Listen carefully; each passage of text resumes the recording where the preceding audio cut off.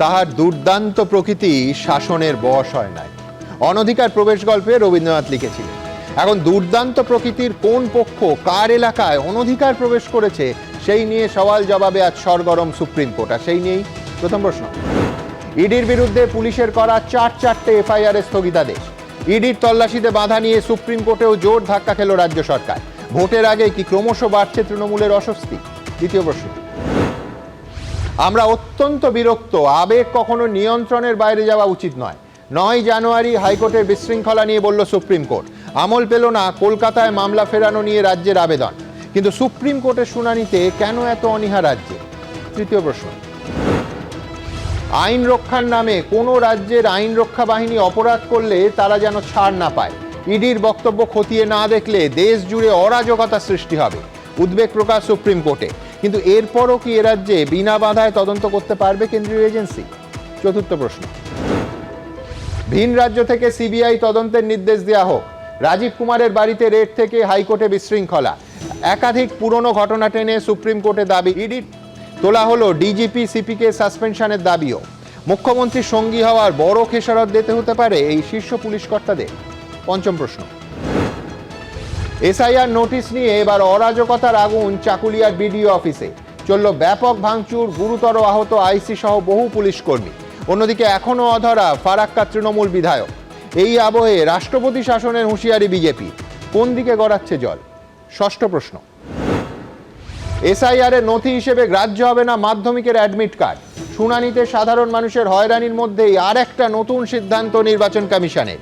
এই তুগলকি আচরণে মানুষকে আর কত হয়রান হতে হবে? তবে শুরুতেই দেখাবো আজ ইডি তল্লাশি মামলায় ঠিক কি নির্দেশ দিল সুপ্রিম কোর্ট। দেখুন। ইডির মামলায় 3 পক্ষের ধাক্কা। সুপ্রিম কোর্টে একসঙ্গে ধাক্কা খেল পশ্চিমবঙ্গ সরকার, তৃণমূল ও পুলিশ। বারবার আবেদন সত্ত্বেও কলকাতা হাইকোর্টে মামলা ফেরালো না সুপ্রিম কোর্ট। পুলিশের দায়ের 4টে এফআইআর এর ওপরই স্থগিতাদেশ জারি করল সর্বোচ্চ আদালত। যে 2 জায়গায় ইডি তল্লাশি চালিয়েছিল সেখানেও পার্শ্ববর্তী এলাকার সব সিসি ক্যামেরার ফুটেজ সংরক্ষণের নির্দেশ দিল সুপ্রিম কোর্ট। সব পক্ষকে নোটিশ জারি করে 2 সপ্তাহের মধ্যে হলফনামা জমা দিতে বলল তারা। হাইকোর্টে হট্টগোল নিয়েও কড়া অবস্থান নিল সর্বোচ্চ আদালত। মমতা ব্যানার্জি যা অ্যালিগেশন লাগিয়েছিলেন ইডির ওপরে সেগুলো সমস্ত খারিজ হয়ে গেছে। এই গালে আর ওই গালে 2 থাপ্পড় পেয়েছেন। বৃহস্পতিবার বিচারপতি প্রশান্ত কুমার মিশ্র ও বিচারপতি বিপুল এম পাঞ্চলির বেঞ্চে এদিন সলিসিটর জেনারেল তুষার মেহতা বলেন, ইডির কাছে তথ্য ছিল, ঘটনাস্থলে প্রমাণ ও গুরুত্বপূর্ণ জিনিস রয়েছে। তারা স্থানীয় পুলিশকে বিষয়টি জানিয়ে সেখানে যায়। মুখ্যমন্ত্রী ডিজি এবং ডিসিকে সঙ্গে নিয়ে সেখানে আসেন। তারা সেখান থেকে জিনিসপত্রগুলো নিয়ে যান যা চুরির মতো অপরাধের শামিল। তিনি একজন ইডি অফিসারের মোবাইল ফোন সহ সবকিছু নিয়ে যান। রাজ্য পুলিশ এবং মুখ্যমন্ত্রীকে এটা করতে পারেন? একটি দৃষ্টান্ত স্থাপন করা হোক, কর্মকর্তাদের সাসপেন্ড করা হোক। ইডির তরফে additional solicitor general SV Raju বলেন, রাজ্য পুলিশের ডিজি এবং পুলিশ কমিশনারের উপস্থিতিতে মুখ্যমন্ত্রী চুরি করেছেন, তাই সিবিআই তদন্ত জরুরি। মমতা বন্দ্যোপাধ্যায়ের পক্ষের আইনজীবী কপিল সিব্বাল বলেন, চেয়ারপারসনের সেখানে যাওয়ার অধিকার ছিল। তিনি ল্যাপটপ ও আইফোন 17 প্রো নিয়ে গেছেন, এটুকুই, এর বেশি কিছু নয়। বিচারপতিরা বলেন, প্রত্যেক সংস্থা যাতে স্বতন্ত্রভাবে কাজ করতে পারে সেটা দেখতে হবে। হাইকোর্টের শুনানিটা হবে না এখন। বলছে যে লার্জার কোশ্চেন ডিসাইড করুক না, আমাদের কোনো অসুবিধা তো নেই। সুপ্রিম কোর্ট ডিসাইড করুক না, আমাদের কোনো অসুবিধা নেই। কেন্দ্রীয় বাহিনী কাউকে ধরতে আসছে বা খোঁজ নিতে আসছে, রাজ্যের পুলিশ তার উপর ঝাঁপিয়ে পড়ছে, নেতৃত্বে মুখ্যমন্ত্রী।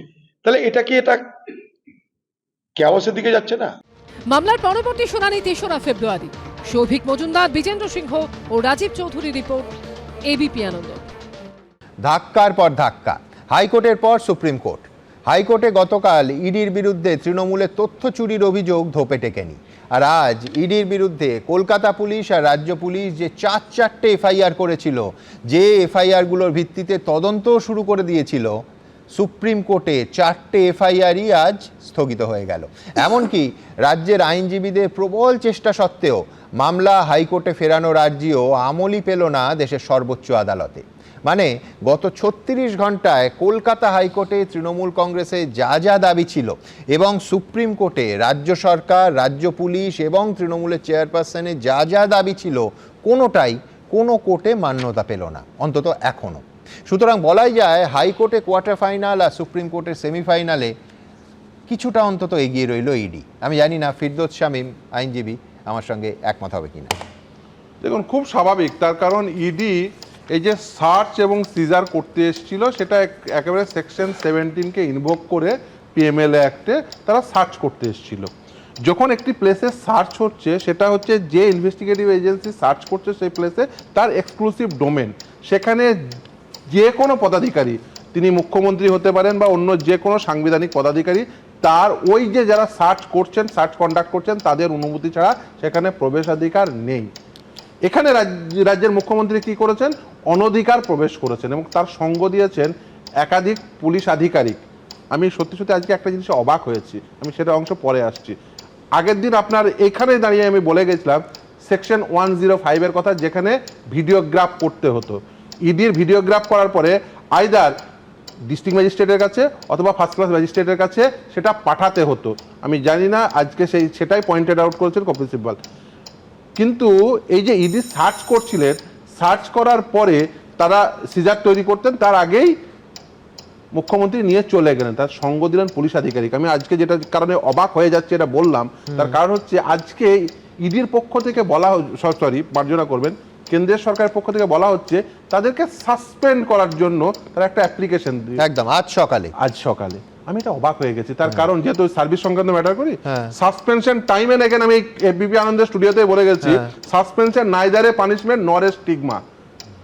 আপনাকে একটা কেসের কথা মনে করে দিতে চাইছি। সতীশ চন্দ্র বর্মা ইসরাত জান ফেক এনকাউন্টার কেসে তার সুপার অ্যানুয়েশন অর্থাৎ রিটায়ার্ড হওয়ার 1 মাস পূর্বে তার সার্ভিস টার্মিনেট করে দেওয়া হয়েছিল এবং কে করেছিল? Home ministry. আর আজকে সেন্ট্রাল গভর্নমেন্ট এরকম একটি সেন্ট্রাল স্টেটের যে একটা কনফ্লিক্টের জায়গা তৈরি হয়েছে সেখানে সাসপেনশন চাইছেন, অর্থাৎ নাইদার এ পানিশমেন্ট নর এ স্টিগমা। একটা পুলিশ আধিকারিক একজন রাজীব কুমার, তিনি তার রিটায়ারমেন্ট হবে সম্ভবত 31 জানুয়ারি, সম্ভবত 31 জানুয়ারি। অর্থাৎ এই পরে তুমি বলছো যে যেহেতু পরের শুনানি 2 তারিখ বা 3 তারিখ, ততক্ষণে তিনি রিটায়ার করে যাবেন। সেফ প্যাসেজ দেওয়া হচ্ছে, রিটায়ারমেন্টের পরে ডিসিপ্লিনারি প্রসিডিং ইনিশিয়েট করলে সেই ডিসিপ্লিনারি প্রসিডিং খুব স্বাভাবিক কারণেই চ্যালেঞ্জ করবেন, স্যাটিসফাইড হয়ে যাবে। ফলে এই সেফ প্যাসেজটা কেন দিচ্ছেন? কারণ আমি এই কথাটা উল্লেখ করছি কারণ রাজীব কুমারের এর আগের একটি মামলা সিবিআই তদন্ত করতে এসছেন। এই রাজ্যের মাননীয় মুখ্যমন্ত্রী রাস্তায় বসেছিলেন, রাজীব কুমারের কাছে ওই সিবিআই তদন্ত করতে এসে সিবিআই আধিকারিকদের কি হালত হয়েছিল আপনারা দেখিয়েছেন। ফলে এই রাজীব কুমারের সেই মামলা রেফারেন্স আজকেও কোর্টে উঠেছে। 6 বছর পরে ক্যান্সেলেশন অফ বেল ফাইল করার পর হওয়ার জন্য সেই তার পরিণতি কি হয়েছিল সেটাও দেখেছেন। অর্থাৎ সেন্ট্রাল গভর্নমেন্ট এম্পাওয়ার যে কাজটি করতে, ডিসিপ্লিনারি প্রসিডিং ইনিশিয়েট করে তার সার্ভিস টার্মিনেট করা উচিত ছিল, মানে প্রসিডিংস নেওয়া উচিত ছিল। তার কারণ হচ্ছে এমন একটি গর্হিত কাজ করেছেন যেটা তারা করতে পারেন না। সেদিন আজকে আমি অবাক হয়ে গিয়ে শুনছিলাম, অবাক হয়ে যাচ্ছিলাম শুনতে শুনতে, যে বলছেন যে রাজ্যের মাননীয় মুখ্যমন্ত্রী জেড ক্যাটাগরি নিরাপত্তা পান, তাই ডিজি পুলিশ সেখানে উপস্থিত ছিল। আচ্ছা, প্রতিটি জেড ক্যাটাগরি নিরাপত্তা পাওয়া ব্যক্তিদের কাছে ডিজিপি থাকেন তো? আমার রাজ্যের বিরোধী দলনেতা, আমি যদি ভুল না করি, সম্ভবত একই ক্যাটাগরির নিরাপত্তা পান, সেখানে উপস্থিত থাকেন, প্রথম কথা। দ্বিতীয় কথা, আচ্ছা আপনি একজন জেড ক্যাটাগরি নিরাপত্তা পাওয়া ব্যক্তি, তিনি যদি দুষ্কর্ম করেন, তিনি খুন করতে যান, তিনি যদি চুরি করতে যান, তিনি যদি রেপ করতে যান, তাহলে সেক্ষেত্রেও একজন ডিজিপি তিনি কি সঙ্গ দেবেন? বলবেন না না, উনি জেড ক্যাটাগরি নিরাপত্তা পান, তাই উনি খুন করতে পারেন, তাই উনি রেপ করতে পারেন, তাই উনি চুরি করতে পারেন? না, পারেন না। আপনার উচিত ছিল সেদিন এই দুষ্কর্ম হওয়া থেকে আপনাকে প্রতিহত করা। যে ওখানে উপস্থিত সমস্ত পুলিশ আধিকারিক থেকে শুরু করে অন্যান্য আধিকারিকরা তাদের ডিউটি করতে ফেল করেছেন এবং শুধু তাই না, এই দুষ্কর্মে সহযোগিতা করেছেন। সেই কারণে অ্যাবেটার হিসাবে তাদেরও কিন্তু একই শাস্তি পাওয়া উচিত। এবং শুধু তাই না, যেহেতু তারা সার্ভিস করেন, সেহেতু সার্ভিস রুল অনুযায়ী তাদের বিরুদ্ধে ডিসিপ্লিনারি প্রসিডিং ইনিশিয়েট করে তাদের সার্ভিস টার্মিনেট করা উচিত। ওই সাসপেনশনের এই নাটক মঞ্চস্থ করে যে সাসপেনশন নাইদার এ স্টিগমা নর এ পানিশমেন্ট, এরকম একটি সিচুয়েশন তৈরি করে শুধুমাত্র জনগণকে বোকা বানানোর এই পদক্ষেপ নেওয়ার কোনো মানে হয় না। এইভাবে একটা সেফ প্যাসেজ দিয়ে তাকে রিটায়ার্ড করে যাওয়ার পরে তার সমস্ত বেনিফিট নিয়ে তিনি রিটায়ার্ড করে যাবেন, এরকম একটি দুষ্কর্ম করার পরেও সেটা একেবারেই কাঙ্ক্ষিত নয়। ফিরদৌস শুরুতেই একটা মারাত্মক অভিযোগ করলো। ফিরদৌসের বক্তব্য যে অবস্থান কেন্দ্র সরকার বা ইডির নেয়ার কথা তার থেকে নরম অবস্থান নিয়েছেন। তার কারণ আজকে সকালে যে নতুন পিটিশন, আমি আলাদা করে সেই পিটিশনের প্রসঙ্গে আসব, যে পিটিশনে ইডির তরফ থেকে একেবারে স্পষ্ট করে এই রাজ্যের ডিজিপি কলকাতার পুলিশ কমিশনার এবং ডিসি সাউথের সাসপেনশনের দাবি তোলা হচ্ছে। আইনজীবী ফিরদৌস শামীম মনে করছেন সাসপেনশন এক্ষেত্রে যথেষ্ট শাস্তি নয়। ফিরদৌস মনে করছে শাস্তিই নয়, সুতরাং যথেষ্ট কড়া অবস্থান নেয়নি অন্য পক্ষ। আমি বলছি এর ভেতরে রাজনৈতিকভাবে আপনি যদি রাজনৈতিক দৃষ্টিকোণ, রাজনৈতিক চশমা পরে দেখেন, তাহলে নিঃসন্দেহে এটা সেই ঘুরে ফিরে সেটিংয়ের তত্ত্বে যাবে কিনা আলোচনার পরবর্তী পর্যায়ে দেখা যাবে। কিন্তু এখন আপনাদের দেখাবো যে এই রকম যদি চলে তাহলে এই দেশে রাজ্যে রাজ্যে অরাজক পরিস্থিতির সৃষ্টি হতে পারে, এই আশঙ্কা প্রকাশ করলেন আজকে খোদ সুপ্রিম কোর্টের মাননীয় বিচারপতিরা। দেখুন, আমরা বিশ্বাস করি এটা সংস্থার কাজকর্মে হস্তক্ষেপের একটি গুরুতর বিষয়। সমস্ত সংস্থা যাতে স্বাধীনভাবে তাদের কাজ করতে পারে তা নিশ্চিত করার জন্য এই শুনানি প্রয়োজনীয়। বৃহস্পতিবার সুপ্রিম কোর্টে ইডির মামলায় এমনই মন্তব্য করল বিচারপতি প্রশান্ত কুমার মিশ্র ও বিচারপতি বিপুল এম পাঞ্চলির বেঞ্চ। 8ই জানুয়ারি আইপ্যাকের কর্ণধার ও তার অফিসে কয়লাকাণ্ডে তল্লাশি চালায় ইডি, আর দু জায়গাতেই পৌঁছে যান খোদ মুখ্যমন্ত্রী। আর চমকে ওঠার মতো বিষয় হলো ইডির অভিযান চলাকালীন তাদের সামনেই ভিতর থেকে নথি, ল্যাপটপ, ইলেকট্রনিক্স সরঞ্জাম বের করে নিয়ে আসেন খোদ মমতা বন্দ্যোপাধ্যায়। देखो मैंने सब लेके आया, so my hard disk, see phone, hard disk, all they are collecting and জানি মুখ্যমন্ত্রীর বিরুদ্ধে চুরি, ছিনতাই, ডাকাতির মতো কড়া অভিযোগ তোলে ইডি। পাল্টা তৃণমূলের দাবি তাদের দলের নথি নিতেই হানা দিয়েছিল ইডি। মামলার জল গড়ায় সুপ্রিম কোর্ট অবধি।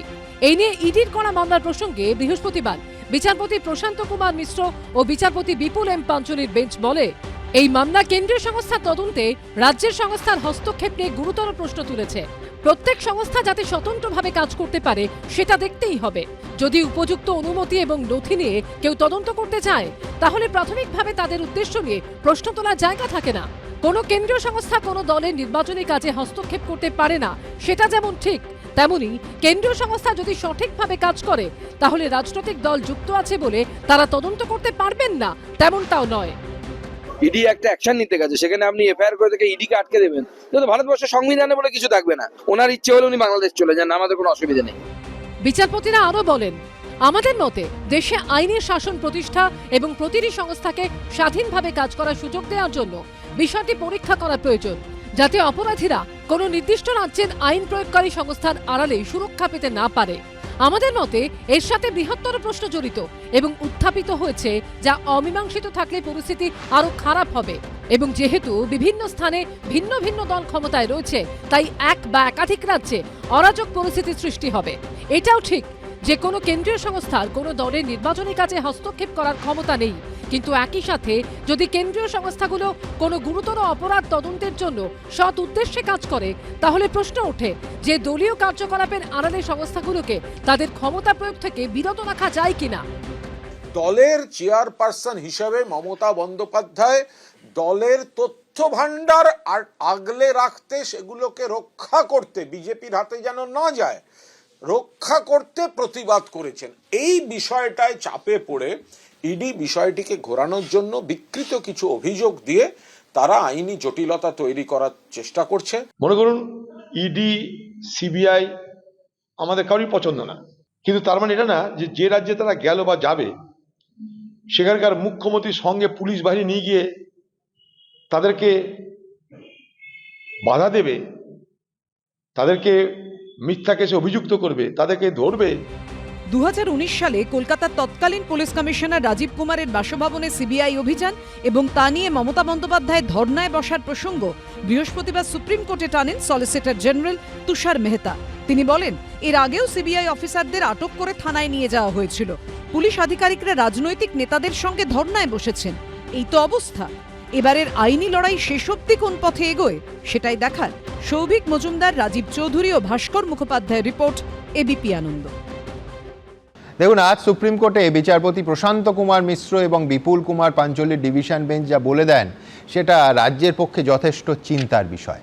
তারা বলছেন কোট অ্যান্ড কোট, কোনো একটি রাজ্যের ল এনফোর্সিং এজেন্সি অর্থাৎ পুলিশ আইনের শাসন রক্ষা করার নামে সরকারি রক্ষা কবচের সাহায্যে যদি কোনো অপরাধ করে বা অপরাধ আড়াল করার চেষ্টা করে তাহলে যেন কোনোভাবেই ছাড় না পায়। যদি আদালত ইডির তোলা ইস্যুগুলোকে গভীরভাবে খতিয়ে না দেখে তাহলে গোটা দেশে অরাজকতার সৃষ্টি হতে পারে। অর্থাৎ আমার পরের বক্তা অরূপ চক্রবর্তীর কাছে যাব। অরূপ, সুপ্রিম কোর্টের ভাষায় একটা রাজ্যের ল এনফোর্সিং এজেন্সি অর্থাৎ পুলিশের ঘটনাস্থলে যাওয়ার যে কারণ বা বাধ্যবাধকতা বা প্রয়োজন এবং সেইটা নিয়ে সরকার বা এ রাজ্যের শাসক দল পরের পর যে ব্যাখ্যাগুলো দিয়ে গেছে, প্রাথমিকভাবে কিন্তু সুপ্রিম কোর্টে সেটা ধোপে টিকল না।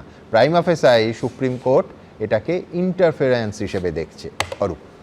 সুমন, ইডি প্রসঙ্গে সার্টিফিকেট দেওয়ার আগে আমি মনে হয় সুপ্রিম কোর্টের প্রধান বিচারপতি জাস্টিস বি.আর. গাভাই, তখন তিনি ইডিকে যে সার্টিফিকেট দিয়েছেন সেটা আরেকবার মানুষের সামনে মনে করিয়ে দেওয়া প্রয়োজন। Are you not sending across a message that your department is full of incompetent people and you can't find anyone else? এটা ছিল অবজারভেশন বি.আর. গাভাইয়ের। অন্য মামলায় সেটাও বলে। আমি আসছি, আসবো তো, এই মামলাতে আসতে হবে, গান টানলে তো মাথা আসবেই। 2020 সালের এফআইআর, 2021 নির্বাচন তদন্ত, তারপর তদন্ত চুপ। লাস্ট স্টেটমেন্ট রেকর্ড করা হলো কবে? 20 ফেব্রুয়ারি 2024, লোকসভা নির্বাচনের ঠিক আগে আগে। তারপর আবার তদন্ত শীত ঘুমে। কেন? কারণ 25-এ কোনো নির্বাচন নেই। তাহলে 24-এ স্টেটমেন্ট রেকর্ড, 25-24 আর নেই, 25 আর নেই, আবার 26, কারণ 26 আবার ভোট এসে গিয়েছে। তো ঠিক আছে, স্টেটমেন্ট রেকর্ড হয়নি, কিছু হয়নি, সব ঠিক আছে। আইপ্যাক খুব খারাপ, ভয়ঙ্কর ভয়ঙ্কর সব কয়লা চুরি হয়েছে, এত কয়লা যে ধুলেও নাকি ময়লা যাবে না। এখন বিজেপি আবার ফেয়ার অ্যান্ড লাভলি মাখতে পারে, কোনো প্রোডাক্টের নাম ইউজ করা উচিত না। আইপ্যাকের না যেমন 3 জন ডিরেক্টর আছে এই মুহূর্তে। চেন্নাইতে অফিস, চেন্নাই একজন ডিরেক্টর রয়েছেন, দিল্লিতে রয়েছেন, হায়দ্রাবাদে অফিস রয়েছে, দিল্লিতে একজন ডিরেক্টর বসেন, চেন্নাইয়ে একজন বসেন, কলকাতায় প্রতীক জৈন বসেন। তো আইপ্যাক যদি অন্যায় করে থাকে, একটা সংস্থা যদি দুর্নীতি করে থাকে, তাহলে বাকি 2 ডিরেক্টরের কাছে কেন যাচ্ছে না এটি? প্রথম প্রশ্ন আমার, মানে সাদা মনে কাদা যাই বলুন না কেন, আমার ছোট্ট একটা প্রশ্ন দর্শকদের উদ্দেশ্যে। কিন্তু বাকি ডিরেক্টরদের কাছে যাওয়া দিয়ে শুরু করলে বিরোধীরা খুব খুশি হবে, কান টানলে মাথা আসে। কি প্রসঙ্গে বললে ক্রমশ প্রকাশ টানলে অমিত শাহ আসবে, আমি দেখবেন, আপনি দেখবেন, মিলিয়ে নেবেন। আমি এবার আসছি, ধরুন ইডি কিভাবে প্রতিটা স্তরে মিথ্যে কথা বলেছে। ওরা নিজেরা পঞ্চনামায় যেটা লিখেছে আর নিজেরা পিটিশনে যেটা লিখেছে, নিজেরাই নিজেকে কন্ট্রাডিক্ট করছে। 6টা 20 ইডি ওখানে প্রবেশ করে প্রতীক জৈনের বাড়িতে। 6টা 20 থেকে 12টা 10 অব্দি কোনো সিজন নেই। 6টা 20 প্রবেশ করার পর 12টা 10 অব্দি সিজন নেই। 12টা 10-এ মুখ্যমন্ত্রী প্রবেশ করেন। 12টা 15-র সময় ইডি বলছে laptop belong, page number 66, point number, laptop belonging to Pratik Jain and iPhone pro CM নিয়ে চলে যান। পরবর্তীকাল তাহলে সিএম যদি ল্যাপটপ এবং আইফোনটা নিয়ে যান, যেটার মধ্যে স্বাভাবিক কারণেই তারা আমাদের ভোট কুশলী, আমাদের রাজনৈতিক পরামর্শ দেন। তুমি ইডিকে কোট করলে কেন? তো মুখ্যমন্ত্রী লাইভে দাঁড়িয়ে বলেছেন, দেখিয়েছেন। আমি বলছি না, যেহেতু অফিশিয়াল রেকর্ড, কোর্টের অফিশিয়াল রেকর্ডের কথা বলছি, সেখানে দাঁড়িয়ে আমরা বলছি না তো, এটা তো ইডি লিখেছে, নিজে সাইন করা, ইডির নিজের অফিসারদের সাইন করা পঞ্চনামা ইডি নিজে লিখেছে। এবং সেখানে তারা লিখছে যে ল্যাপটপ এবং প্রতীকের আইফোন নিয়ে চলে যান। তাহলে পরবর্তীকালে যখন পিটিশনটা লেখা হলো, সেই পিটিশনে লেখা হলো যে অল আদার ইলেকট্রনিক ডিভাইস, সেটা কোত্থেকে এলো? কোত্থেকে এলো? উত্তর দিতে পারেনি। এক, অর্থাৎ আমরা যেটা প্রথম দিন থেকে বলছিলাম, প্রতীকের আইফোন এবং প্রতীকের ল্যাপটপে যে সমস্ত তৃণমূলের পার্টির ইন্টারনাল ডকুমেন্ট রয়েছে, প্রার্থী তালিকা, সম্ভাব্য তালিকা, পার্টি স্ট্র্যাটেজি, সেইগুলো নেওয়ার জন্য এসেছিল। এক, দ্বিতীয় কথা, যদি তার বাইরে অন্য কোনো তথ্য থেকে থাকে, যেগুলো ম্যাডাম নিয়ে গেছেন, সিএম ম্যাডাম, তাদের অভিযোগ অনুযায়ী, সেটা কি তারা আদালত, আমাদের জানাতে হতো না? আদালতকে মুখ সিলবন্ধ খামে জানিয়েছেন যে ম্যাডাম আর কি কি ডকুমেন্ট নিয়ে গেছেন, জানাতে পারেনি, কারণ তারা পঞ্চনামায় সেটা লেখেননি, তারা নিজেরা সই করেছেন। দ্বিতীয় মিথ্যে কথা ধরা পড়েছে না, তারা তো সেটাই বলছে যে তাদের সিজার লিস্ট এই জন্য নীল যে সমস্ত ফিজিক্যাল ডকুমেন্ট আর ইলেকট্রনিক ডকুমেন্ট মুখ্যমন্ত্রী নিয়ে গেছেন। এক, দুই হচ্ছে যে, তো এই ধাঁধাটা আমি এখনো উত্তর পেলাম না, সেটা হচ্ছে প্রতীক জৈনের বাড়ি এবং অফিসে রেড। প্রতীক জৈন কলকাতা হাইকোর্ট বা সুপ্রিম কোর্টে কোথাও কোনো মামলা করলেন না, এবং মামলাটা করলো সরকার, শাসক দল, তৃণমূলের চেয়ারপারসন, সবাই প্রতীক জৈন ছাড়া। আমি তো 100 বার করবো, কারণ আমার তুমি করতে পারো, প্রতীক জৈন করলেন না কেন? তার বাড়ি, তার অফিস, আমার ডেটাটা আমার। প্রতীক জৈন এখানে officially deployed by Trinamool Congress, এখানে অন্য কোনো রাজনৈতিক দলের হয়ে প্রতীক জৈন কাজ করছেন না, একমাত্র পশ্চিমবঙ্গের ক্ষেত্রে সোললি তৃণমূল কংগ্রেসের কাজ করছে। এবং আজকে ওই তার বাড়িটা তার না তৃণমূল কংগ্রেসের? আজকে ওখানে অফিসটা তার না তৃণমূল কংগ্রেসের? তৃণমূল কংগ্রেসের ইন্টারনাল ক্লাসিফাইড ডেটা থাকলে 100 বার তৃণমূলের অধিকার আছে চেয়ারপারসনের সেই ডেটাকে প্রোটেক্ট করা। কিন্তু যার বাড়িতে চুরি হলো সে এফআইআর করলো না, কমপ্লেন করলো না? এক second, search was conducted in a peaceful and ordered manner and no damage to any person or property was done. Search peaceful এবং অর্ডার্ড ম্যানারে হয়েছে, কোনো ড্যামেজ হয়নি, ইডি নিজে অ্যাকনোলেজ করছে। ইডি নিজে বলছে যে ল্যাপটপ আর আইফোন নিয়ে গেছেন মুখ্যমন্ত্রী, তাহলে বাকি ডিভাইস আসছে কোত্থেকে? আমার প্রশ্ন দর্শকদের কাছে খুব পরিষ্কার, যদি ইডির কাছে অন্য কোনো তথ্য থাকতো, অন্য কোনো ডকুমেন্ট থাকতো, তাহলে তারা সেটা পঞ্চনামায় লিখলেন না কেন? আসলে কিছু ছিল না, এসছিল চুরি করতে। ওই যে বাংলা একটা প্রবাদ আছে না, চুরি বিদ্যা মহাবিদ্যা, যদি না পড়ো ধরা। এবার চোর হাতে নাতে ধরা পড়েছে। বাসে একটা গল্প ছিল ছোটবেলায়, আমরা সবাই জানি যে বাসে যদি পকেটমারি করে, সে যদি তার দিকে নজর না আসে, তার জন্য নিজেই আগে পকেটমার বলে চিৎকার করতে থাকে। কিন্তু এই ইডির যখন চুরি ধরা পড়েছে, সুপ্রিম কোর্টে টিকলো না, ইডির এটাই যখন দুঃখের। চুরিটা ধরা পড়েছে, তখন ইডি নিজেই এই পকেটমারের গল্পটা শুরু করেছে।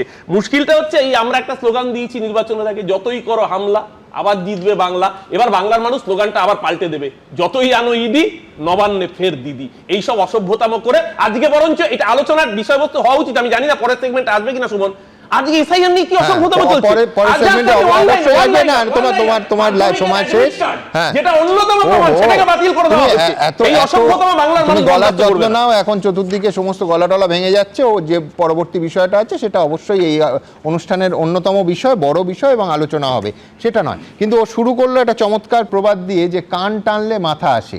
আমার প্রশ্নটা একই রয়ে গেল, যে একটা ক্ষেত্রে মায়ের থেকে মাসির দরদ বেশি মনে হচ্ছে না? মানে ধরুন যার বাড়িতে, না ওদের একাধিক পয়েন্ট তার মূল্য আছে, আমি উড়িয়ে দিচ্ছি না, কিন্তু যার বাড়িতে ইডি হানা হলো, যার অফিসে ইডি হানা হলো, সেই ব্যক্তি, তার সংস্থা কোথাও কোনো কমপ্লেন করলো না, বরঞ্চ পরের দিন প্রেস রিলিজ করে তারা জানালো যে তাদের গোটা বিষয়টা নিয়ে তৃণমূল কংগ্রেসের যে অবস্থান, তার থেকে যথেষ্ট নরম অবস্থান ওই সংস্থার।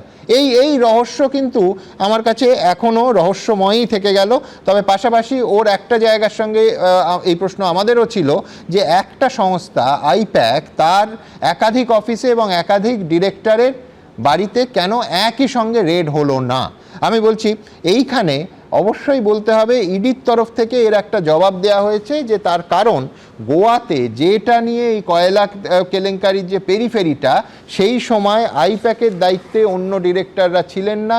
সেই গোয়া নির্বাচনের একেবারে তার দায়িত্বে ছিলেন এই প্রতীক জৈন, সেই জন্য শুধু প্রতীক জৈনের বাড়িতে। কিন্তু আমি বলছি অরূপের প্রশ্ন এবং ইডির সাফাই আমি পাশাপাশি রাখলাম, কে ঠিক বলছেন সেটা অবশ্যই সুপ্রিম কোর্ট ঠিক করবে এরপর। কিন্তু এবার যে প্রতিবেদনটা আপনাদের সামনে রাখবো সেটা হচ্ছে যে বাইরে থেকে সিবিআই তদন্ত করাতে হবে। ভাবুন, আমি বিস্তারিত ব্যাখ্যায় পরে আসবো, এই রাজ্যেও নয়, সিবিআই তদন্ত শুধু নয়, সিবিআই তদন্ত করাতে হবে বাইরের রাজ্য থেকে।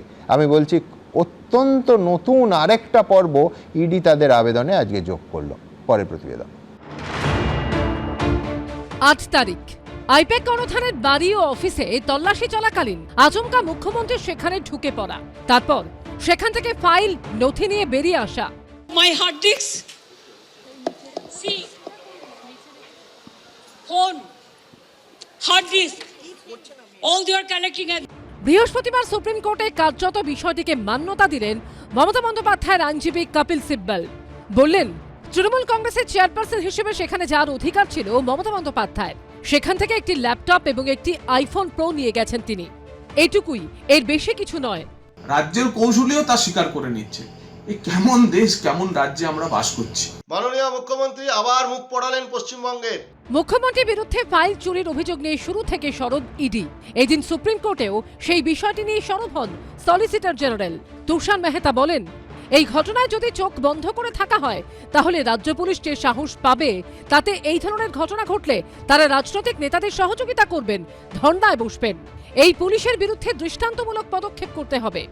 ইডির আইনজীবী বলেন, পুলিশ আধিকারিকদের প্রত্যক্ষ মদতে নথি চুরি করে সরিয়ে ফেলা হয়েছে।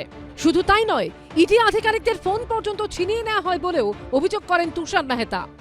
দেশ জুড়ে বিরোধী দলের নেতা নেত্রীদের প্রতি ইডি যা করেছে, এবং সেটা ভেবেছিল বাংলাতেও বোধহয় করতে সমর্থ হবেন, কিন্তু বাংলায় মমতা বন্দ্যোপাধ্যায় সেটা রুখে দিয়েছেন, আটকে দিয়েছেন। ইডি প্রত্যেকবার ভোটের আগে এসে রাজনৈতিকভাবে কোনো একটি দলকে সুবিধা পাইয়ে দেবে, সেই খেলা বাংলায় চলবে না, বাংলার মাটিতে চলবে না, সেটা নেত্রী মমতা বন্দ্যোপাধ্যায় বুঝিয়ে দিয়েছে। এই দিন শুনানি চলাকালীন ইডির কাছে সুপ্রিম কোর্ট জানতে চায়, আপনারা ওখানে কেন গেছিলেন? উত্তরে ইডির আইনজীবী জানান, প্রায় 2700 কোটি টাকার কয়লা পাচার মামলার তদন্ত করতে। ইডির তরফে দাবি করা হয়, তারা আগে থেকেই পুলিশকে জানিয়েছিল কেন যাচ্ছে। ইডির দাবি, এর মধ্যে রাজনৈতিক কোনো বিষয় নেই। কয়লা পাচার মামলা তদন্ত করতে গেছিল ইডি। ডিজিপি, পুলিশ কমিশনার সহ সমস্ত পুলিশ আধিকারিককে জানানো হয়েছিল। পাল্টা পশ্চিমবঙ্গ সরকারের তরফে বলা হয়, 8 তারিখ সকাল 6:45-এ তল্লাশি অভিযান শুরু করে ইডি। আর পুলিশকে ইমেল করা হয় সকাল 11:30টায়। এই দিন ইডির তরফে বলা হয় যে আইপ্যাক কর্ণধারের বাড়ি কিংবা আইপ্যাকের অফিসে তল্লাশি চালানো হয় সেই আইপ্যাক কিন্তু এখনো পর্যন্ত কোথাও কোনো অভিযোগ করেনি। সওয়ালে মমতা বন্দ্যোপাধ্যায়ের আইনজীবী কপিল সিব্বল বলেন, নির্বাচনী আবহে ওখানে যাওয়ার কি প্রয়োজন ছিল ইডির? আইপ্যাকের কাছে তৃণমূল কংগ্রেসের সব তথ্য রয়েছে, দলের চেয়ারম্যান তার অফিসে যেতেই পারেন। পাশাপাশি আইনজীবী সিব্বল বলেন, কয়লা পাচার কেসে এফআইআর রেজিস্টার হয়েছে 2020 সালে, 2024-25 সালে কিছু হয়নি। তাহলে 24-25 সালে ইডি কি করছিল? 2026-এ নির্বাচনী আবহে দলের অফিসে যাওয়ার কি প্রয়োজন? কপিল সিব্বল এও বলেন, আইপ্যাকের কর্ণধার প্রতীক জৈনের ল্যাপটপ এবং ফোনে নির্বাচন সংক্রান্ত সমস্ত তথ্য ছিল। তখন মমতা বন্দ্যোপাধ্যায়ের আইনজীবীর উদ্দেশ্যে বিচারপতি বলেন, যদি ইডির উদ্দেশ্য থাকতো আপনাদের তথ্য সংগ্রহ করা, তাহলে তারা নথি বাজেয়াপ্ত করতে পারত, তারা সেটা করেননি। তখন কপিল সিব্বল বলেন, ইডি সবকিছুর ছবি তুলে রাখতে পারে। বিচারপতি বলেন, ইডি জানিয়েছে তারা কিছুই বাজেয়াপ্ত করেনি। তুষার মেহতা বলতে চাইছেন যে যদি নির্বাচনের সময় আর্থিক দুর্নীতি হয়ে থাকে তাহলে তদন্ত করতে অসুবিধা কোথায়? অতিরিক্ত সলিসিটর জেনারেল এসভি রাজু আর্জি জানান, সিবিআই ঘটনার তদন্ত করুক, তদন্ত হোক রাজ্যের বাইরে। বিজেন্দ্র সিংহ, সৌভিক মজুমদার ও অভিজিৎ চৌধুরী রিপোর্ট, এবিপি আনন্দ। দেখুন, একেবারে উল্টো দিক থেকে এবার আসি। আজ মমতা বন্দ্যোপাধ্যায়ের আইনজীবী কপিল সিব্বল বলেন যে 2024 এবং 2025 সালে ইডি কি করছিল, তার কারণ মামলাটা সেই পুরনো টাইম লাইনটা প্রতিদিন প্রায় আপনাদের সামনে যেটা রাখি, 2020 সালের মামলা। ইডি 24-এ গেল না, 25-এ গেল না, 26-এ ভোটের আগে আইপ্যাকের অফিসে গেল কেন?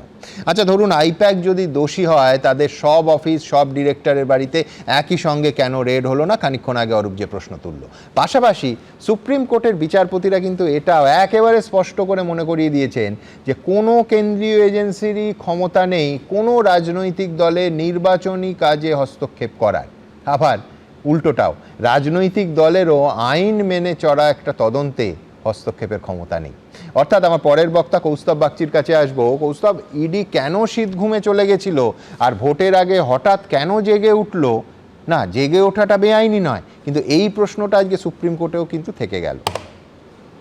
সুপ্রিম কোর্ট তো এটা বলেছে, এবং বলতে গিয়ে সুপ্রিম কোর্ট এই অর্ডারেও এই রিফ্লেকশনটা যখন বলছিল, এখন আমি জানি না অর্ডারের এখনো তো হার্ড কপি পড়ছিল না, সফট কপি এখন আসেনি, যেটুকু এই প্রসিডিংস থেকে পেয়েছিলাম সেখানে কত কোটি টাকার দুর্নীতি, কবে থেকে দুর্নীতি, কোন ফার্মের কি ইনভলভমেন্ট, এইসব ব্যাপার নিয়ে কথোপকথন হয়েছে। এখন এটার মধ্যে খুব একটা বিশেষত একটা ইনভেস্টিং এজেন্সি, তার পারভিউ আছে, সে কীভাবে ইনভেস্টিগেট করবে, কার কাছে কখন যাবে, সেটা তাদের পারভিউ। আমি ইডির মুখপাত্রও নয়, বা আমি এই নিয়ে মন্তব্যও করব না। আমার একটু আগে মনে হচ্ছিল অরূপদার কথা শুনে যে মমতা বন্দ্যোপাধ্যায় খুব ভুল করেছেন আজকে। কপিল সিব্বল, অভিষেক মনু সিংভি ছাড়া যদি আজকে অরূপদাকে যদি পাঠাতো, আর্গুমেন্টটা বোধহয় আরও ভালো হতো, সুপ্রিম কোর্টকে আরও ভালো কনভিন্স করতে পারতো, যেটা কপিল সিব্বল বা অভিষেক মনু সিংভিরা পারে।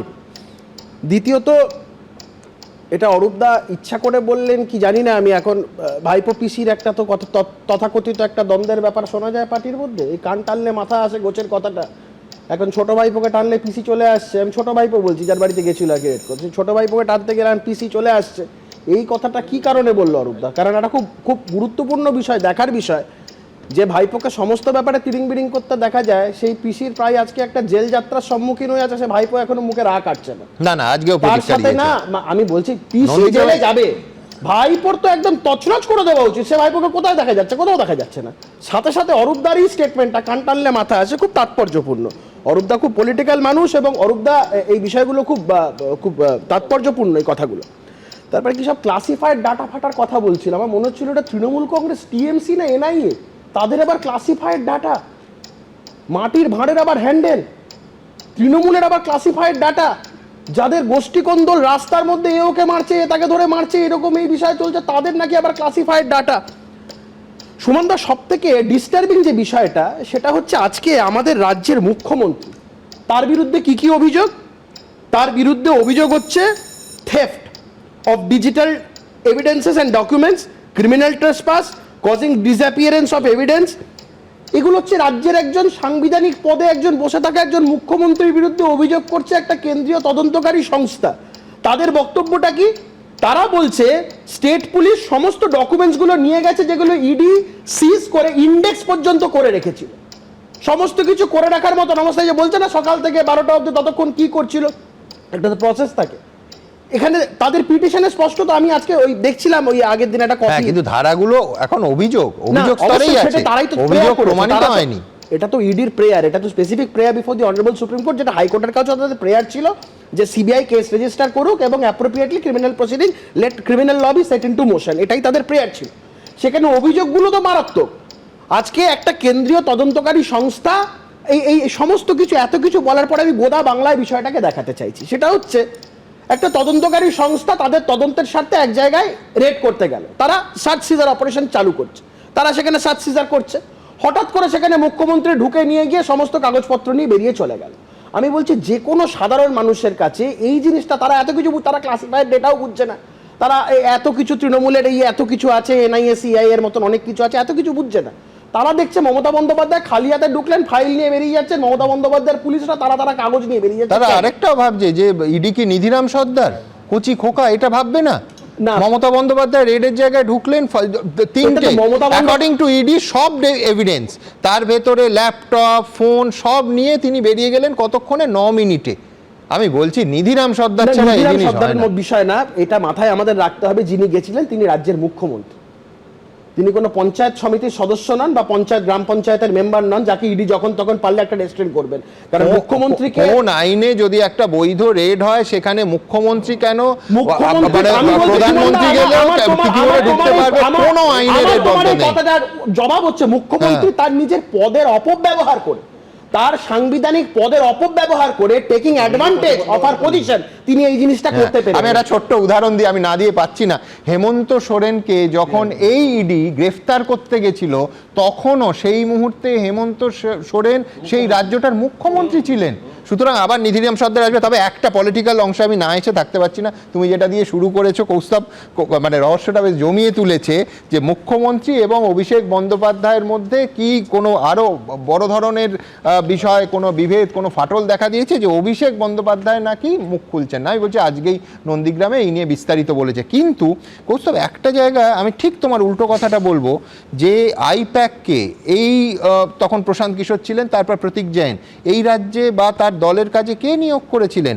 তুমি নবান্নের সেই দিনটা তোমার মনে থাকবে যখন অভিষেক বন্দ্যোপাধ্যায় ফিজিক্যালি প্রশান্ত কিশোরকে নিয়ে নবান্নে ঢুকলেন।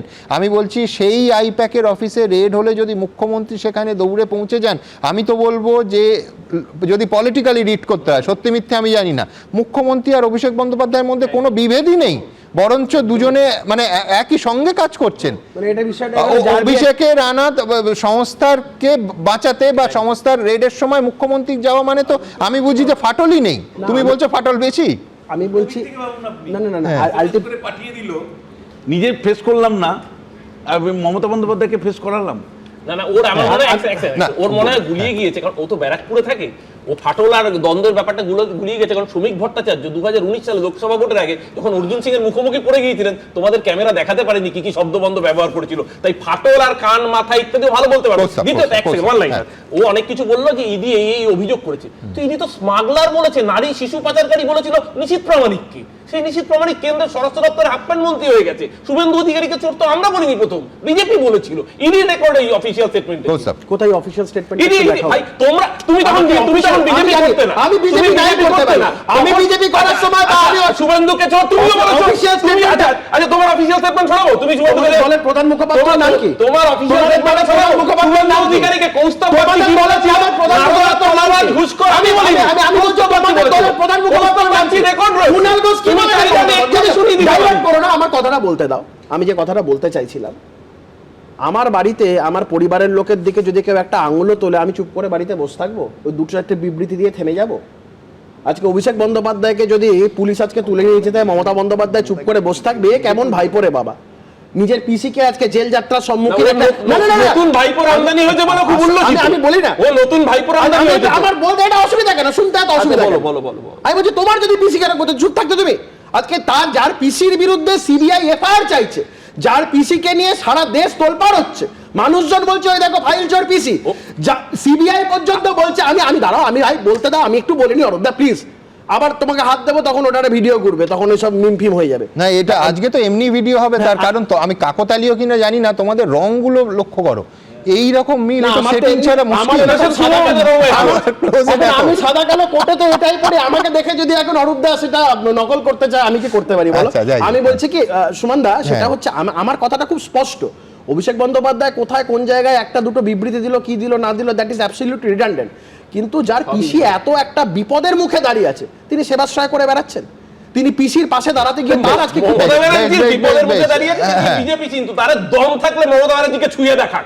আচ্ছা, যদি এক বাপের বেটা হয়ে থাকে মমতা ব্যানার্জিকে আমি ছুঁয়ে এখান দেখাক। থেকে আবার আমরা আলোচনায় আসব, সেইখানে দেখাবো যে এই চারটে যে এফআইআর, চারটেই এক ধাক্কায় আজকে স্থগিত করে দিল মহামান্য সুপ্রিম কোর্ট। পরেরটা, বুধবার তৃণমূলের অভিযোগ খারিজ করে দিয়েছিল কলকাতা হাইকোর্ট। তার 24 ঘন্টার মধ্যে ইডির বিরুদ্ধে করা পুলিশের এফআইআরে স্থগিতাদেশ দিল সুপ্রিম কোর্ট। অন্যদিকে ইডির যুক্তিতে বুধবার কার্যত মান্যতা দিয়েছিল কলকাতা হাইকোর্ট। বৃহস্পতিবার তাদের ফুটেজ এবং নথি সংরক্ষণের আর্জিতে সায় দিল সুপ্রিম কোর্টও। ফলে আইপ্যাকে তল্লাশি সংক্রান্ত মামলায় হাইকোর্ট এবং সুপ্রিম কোর্ট জোড়া আদালতে মান্যতা পেল ইডির যুক্তি। আর আদালতে ধাক্কা খেল তৃণমূল, রাজ্য সরকার এবং পুলিশ। গত সপ্তাহে বৃহস্পতিবার লাউডন স্ট্রিটে আইপ্যাক কর্ণধার প্রতীক জৈনের ফ্ল্যাট এবং তারপর সেক্টর 5-এ আইপ্যাকের অফিসে তল্লাশি চালায় এনফোর্সমেন্ট ডিরেক্টরেট। কিন্তু তল্লাশির মাঝেই সেখানে পৌঁছে যান মমতা বন্দ্যোপাধ্যায়। তারপর শটান ভিতরে ঢুকে বেরিয়ে আসেন ফাইল হাতে। এরপর আবার ইডি এবং সিআরপিএফ এর অজ্ঞাত পরিচয় আধিকারিকদের বিরুদ্ধেই 4টি এফআইআর দায়ের করা হয়। 2টি এফআইআর হয় শেক্সপিয়ার সরণি থানায়, 2টি এফআইআর হয় ইলেকট্রনিক্স কমপ্লেক্স থানায়। 2টি থানাতেই একটি করে এফআইআর হয় মমতা বন্দ্যোপাধ্যায়ের অভিযোগের ভিত্তিতে। এফআইআর এর ভিত্তিতে তদন্তে নামে পুলিশ। লাউডন স্ট্রিটে প্রতীক জৈন যে বহুতলে থাকেন, সেখানকার সিসি ক্যামেরার ডিভিআর বাজেয়াপ্ত করে পাঠানো হয়েছে ফরেনসিক ল্যাবরেটরিতে। আর সল্টলেকে আইপ্যাকের অফিস যে বিল্ডিং এ, সেখানকার ঢোকা বেরোনোর গেটের সিসিটিভি ফুটেজও সংগ্রহ করে পুলিশ। কিন্তু যে এফআইআর এর ভিত্তিতে এই তদন্ত শুরু করেছিল পুলিশ, তাতেই এবার স্থগিতাদেশ দিল সুপ্রিম কোর্ট। স্বাভাবিক তেরে দেবে ইডির কার্য পদ্ধতিতে যদি কেউ বাধা দেয়, ইডি একটা অ্যাকশন নিতে গেছে, সেখানে আপনি এফআইআর করে থেকে ইডিকে আটকে দেবেন, তাহলে ভারতবর্ষের সংবিধানে বলে কিছু থাকবে না। তাহলে অন্য রাজ্যে পুলিশ ধরতে গেলে পশ্চিমবঙ্গ পুলিশের কাছে এফআইআর করে দেবে। এবার হয় নাকি ফেডারেল স্ট্রাকচারের উপর আঘাত? মমতা বন্দ্যোপাধ্যায় যেটা করেছেন সেটা হচ্ছে ভারতবর্ষের সার্বভৌমত্বকে, আমাদের সোভারেনিটিকে উনি চ্যালেঞ্জ করেছেন, ভারতবর্ষের সার্বভৌমত্বকে। এজেন্সিকে ব্যবহার করে কি তৃণমূলের তথ্য ভান্ডারটা লুট করা যায়? ভোটের আগে এজেন্সিকে পাঠিয়ে, বিজেপির লোক নেই, জোন নেই, বিএলএ2 নেই, তৃণমূলের প্রচারের সব তথ্য এবং পরিকল্পনা যাদের হাতে, তাদের অফিসে এজেন্সি পাঠিয়ে সেটাকে লুট করে আনা, সেটাই কি করা যায়? সেটাও তো করা যায় না। অন্যদিকে প্রতীক জৈনের বাড়ি ও সল্টলেকে আইপ্যাকের অফিসের সিসিটিভি ফুটেজ সংরক্ষণের আবেদন জানিয়েছিল এনফোর্সমেন্ট ডিরেক্টরেট। তাতে বৃহস্পতিবার সায় দিলেন সুপ্রিম কোর্টের বিচারপতি প্রশান্ত কুমার মিশ্র এবং বিপুল এম পাঞ্চলির বেঞ্চ। সৌভিক মজুমদার, কৌশিক গাঁতাইত ও ভাস্কর মুখোপাধ্যায়ের রিপোর্ট, এবিপি আনন্দ। দেখুন, কাল অবধি ইডির আদালতে আবেদন কি ছিল? এক, গোটা ঘটনার সিবিআই তদন্ত করতে হবে, তাই সিবিআইকেও আদালতে পার্টি করা হয়েছে। 2, কলকাতা পুলিশ এবং রাজ্য পুলিশ যে 4টে এফআইআর করেছে তার ওপর সর্বোচ্চ আদালতকে স্থগিতাদেশ দিতে হবে। কিন্তু আজ সকালে তৃতীয় আর একটা পিটিশন ইডি যোগ করেছে, ইতিমধ্যেই জানিয়ে আলোচনা হচ্ছে। সেটা হলো রাজ্য পুলিশের ডিজিপি, কলকাতার পুলিশ কমিশনার এবং ডিসি সাউথকে অবিলম্বে সাসপেন্ড করতে হবে এবং তাদের বিরুদ্ধে বিভাগীয় তদন্ত শুরু করতে হবে। এবং লক্ষণীয়, আজ যারা লাইভ স্ট্রিমিং খুব মন দিয়ে দেখেছেন তারা জানেন যে আজকের শুনানি শেষ হওয়ার পরেও ইডির আইনজীবী বারবার ওই তৃতীয় মামলাটা যাতে আগামীকাল শোনা হয় সেই জন্য আবেদন করে যাচ্ছিলেন। সলিলদা, আমার পরের বক্তা সলিল ভট্টাচার্যের কাছে আসবো যে এই লড়াইয়ে পুলিশের শীর্ষকর্তারাও কি ক্রমশ গভীরভাবে জড়িয়ে যাচ্ছেন? না, জড়িয়ে যাচ্ছেন না, জড়িয়ে গেছেন। ওরা, তাদের জড়ানো হয়েছে। দেখো, ইডি একটা সেন্ট্রাল এজেন্সি এবং অ্যাজ পার সোভারেন অ্যাক্ট তারা এখানে মানি ট্রেলের তদন্ত করতে এসছে। মাননীয় মুখ্যমন্ত্রী, দেখো, উনি একজন সাংবিধানিক প্রধান আমাদের এই প্রদেশের, পশ্চিমবঙ্গের, এবং উনি এই সাংবিধানিক প্রধানের হয়ে সমস্ত রাজ্য প্রশাসনকে, পুলিশ প্রশাসনকে, ল এনফোর্সিং এজেন্ট যা যা আছে সবাইকে একসঙ্গে ফাঁসালেন কিন্তু আজকে। এবং আজকের দেখো যে সওয়াল হয়েছে প্রায় 2.5 ঘন্টা ধরে, তার মধ্যে কিন্তু কপিল সিব্বলকে পরিষ্কার একটা সময় শুনানির সময় জাস্টিস বলেছেন যে আপনার মুখের কথা আমাদের মুখে বসাবার চেষ্টা করবেন না। তারা একটা সরকারি অনুমোদন নিয়ে নিজেদের আইডেন্টিটি জানিয়ে তারা ওখানে একটা তদন্ত করছিল, মানি ট্রেলের তদন্ত করছিল, একটা দুর্নীতি তদন্ত করছিল। এবং তুমি জানো এই যে পিএমএলএ অ্যাক্ট, এর বাইরে কিন্তু তারা যেতে পারবে না। সুতরাং পিএমএলএ অ্যাক্টের উপরে যা যা কাগজ তাদের সংরক্ষণ করা দরকার সেইগুলো তারা পেরুস করছিল। তুমি বললে 6:30 থেকে 11:30 অবধি কী করছিল, 11টার সময় জানানো হলো লোকাল পুলিশকে। আগে তো তারা দেখছে, তারা ওখানে প্রবেশ করেছে, প্রবেশ করে সমস্ত কাগজপত্র একত্রিত করে তারা যখন পেরুস করছে, একটার পর একটা এভিডেন্স কালেক্ট করছে, তারা কিন্তু সংরক্ষণ করেনি। এবং সবচাইতে বড় কথা, সেই সময় এই যে মুখ্যমন্ত্রীর এই যে রাজ্য প্রশাসনকে এবং entire law enforcing agency top to bottom সবাইকে নিয়ে প্রবেশ করা, এটা অনধিকার প্রবেশ করা নয়, এটা হচ্ছে ক্রিমিনাল ট্রেসপাস। প্রথমেই ক্রিমিনাল ট্রেসপাস। তুমি বলবে যে তাহলে ইডি অত পুলিশ বাহিনী, অত সেন্ট্রাল ফোর্স নিয়ে কি করছিল? আমি বলবো হ্যাঁ, তুমি হেমন্ত সোরেনের কথা বলতে পারো, তুমি অরবিন্দ কেজরিওয়ালের কথা বলতে পারো, কিন্তু তোমার মাথায় রাখা দরকার যে মাননীয় মুখ্যমন্ত্রী পশ্চিমবাংলার একজন মহিলা, একজন নারী, এবং তার ট্র্যাক রেকর্ডও তুমি ভালো করে জানো। যে যখন তদানীন্তন পুলিশ কমিশনারের বাড়িতে সিবিআই একটা তদন্তে আসে, সেই সময় সিবিআই অফিসাররা they were taken to the local police station. কি হ্যারাসমেন্ট হয়েছিল, ওই মধ্যরাত থেকে ধর্নাতে বসে গেলেন মাননীয় মুখ্যমন্ত্রী। এবং ওরা যে সব বুঝলাম সলিল্লা, কিন্তু আপনি অফিসের পার্টটা যেখানে সত্যি সত্যি রাজ্য পুলিশের কর্মীরা ছিলেন আপনি বাদ দিন, কিন্তু বাড়িতে তো মুখ্যমন্ত্রী এবং সিপি একা ঢুকেছিলেন, সেইখানে 15 জন সিআরপিএফ জওয়ান, তারা তো মানে আটকাতেও পারতো। তার সঙ্গে আরো 4 জন এক্সট্রা। সেখানে যদি কিছু ত্রুটি হয়ে থাকে, আমি তো বলবো as per SOP they were not properly brief. এবং তাদের এবং আইন মেনে রেপ হচ্ছে, প্রপারলি ব্রিফ আমাকে কে করবে? আমি বলছি আর ধরুন বাস্তব কথাটা কি, সন্দেশখালির পরে ইডিরও তো জানা উচিত, এবং তারা সেইভাবেই তারা করে যে সন্দেশখালিতে আক্রান্ত হওয়ার পরে এই রাজ্যের কোনো রেড যে তাদের পক্ষে কেকওয়াক না হতে পারে, এটা মানে বলার জন্য, অনুমান করার জন্য তো বিশেষজ্ঞ হতে হয় না। সুমন, তুমি কখনো কল্পনাতে could you dream of this যে একটা রাজ্যের মুখ্যমন্ত্রী সেখানে লোক লস্কর, police commissioner, DG and IGP and IPS officer, EPS কেন স্বপ্ন মানে এই দুঃস্বপ্ন বা স্বপ্ন কেন দেখতে পারবো না? 2019-এ কি হয়েছিল? 2019-এ রাজীব কুমারের ঘটনায় কি দেখেছি? এই রাজ্যে, এই শহরেই দেখেছি। তো পুলিশের সঙ্গে ইডির সংঘাত হতে পারে, এটা কল্পনা করার জন্য স্বপ্ন দেখতে হবে না। পাতাল হয়ে থাকে এটা তাহলে আকাশ, সেটা যদি পাতাল হয়ে থাকে এটা তাহলে আকাশ। সুতরাং এটা কারুর মাথায় আসতে পারে না সুমন। 1 নম্বর, আমি এগ্রি করব আমার পূর্ববর্তী বক্তা কৌস্তব যেটা বলেছে, উনি একজন মুখ্যমন্ত্রী একটা রাজ্যের। দ্বিতীয়ত, উনি একজন নারী।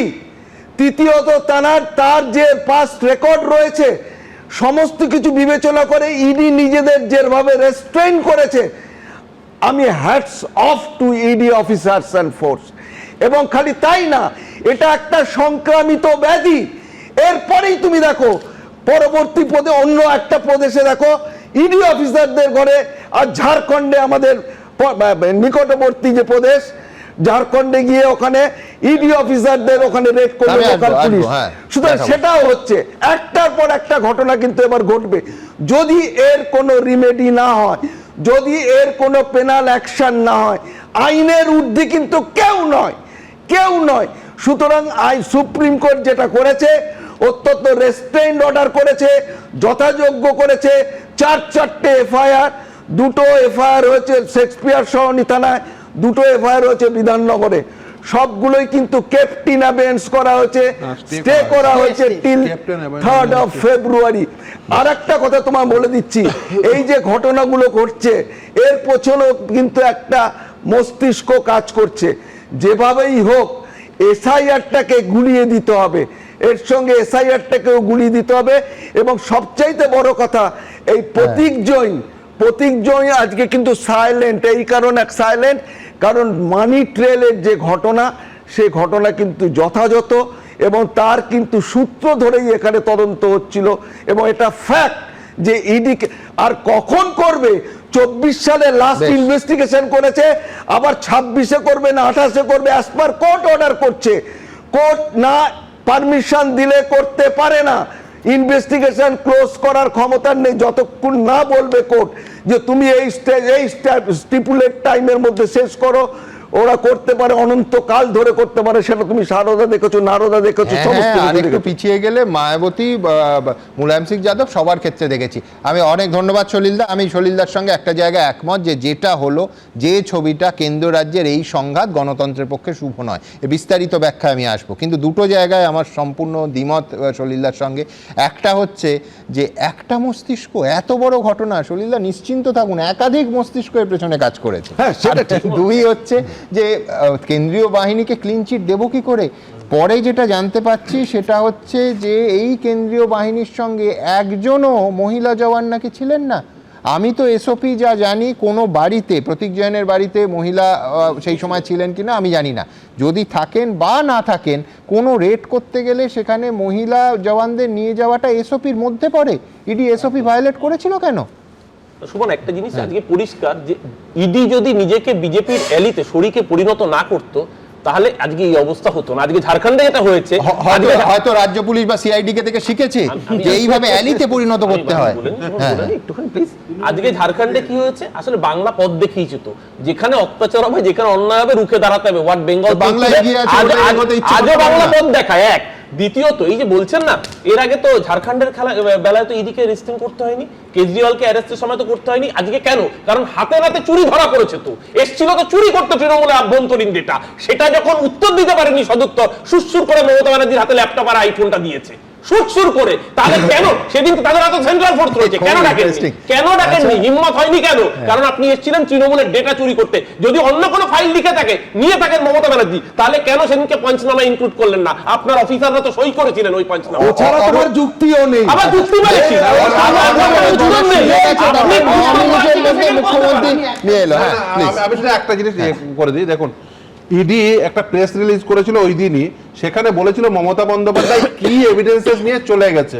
আচ্ছা, ওটা যদি কি এভিডেন্সেস হয়ে থাকে একটা ইনভেস্টিগেশনের জন্য, তাহলে ইডি আজকের রাতেও, এর জন্য কোন আদালতের, আমি একদম জেনে বুঝে বলছি, আজকে রাতেও চাইলে যেখানে ওই কি এভিডেন্সেস রাখা আছে, উনি যদি মনে করেন ইডি যে ওটা কি এভিডেন্সেস, অবশ্যই সেখান থেকে তুলে আনতে পারেন। এবং সেটা যদি মুখ্যমন্ত্রীর বাড়িতে থাকে অবশ্যই পারেন, সেটা যদি নবান্নে থাকে অবশ্যই থাকে। এটা যদি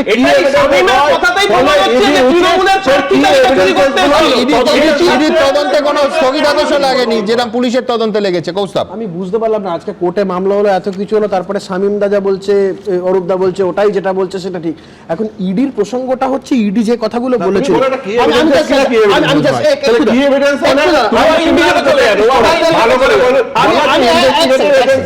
উচিত কি না কি কোনো আদালতের নির্দেশ প্রয়োজন হয়?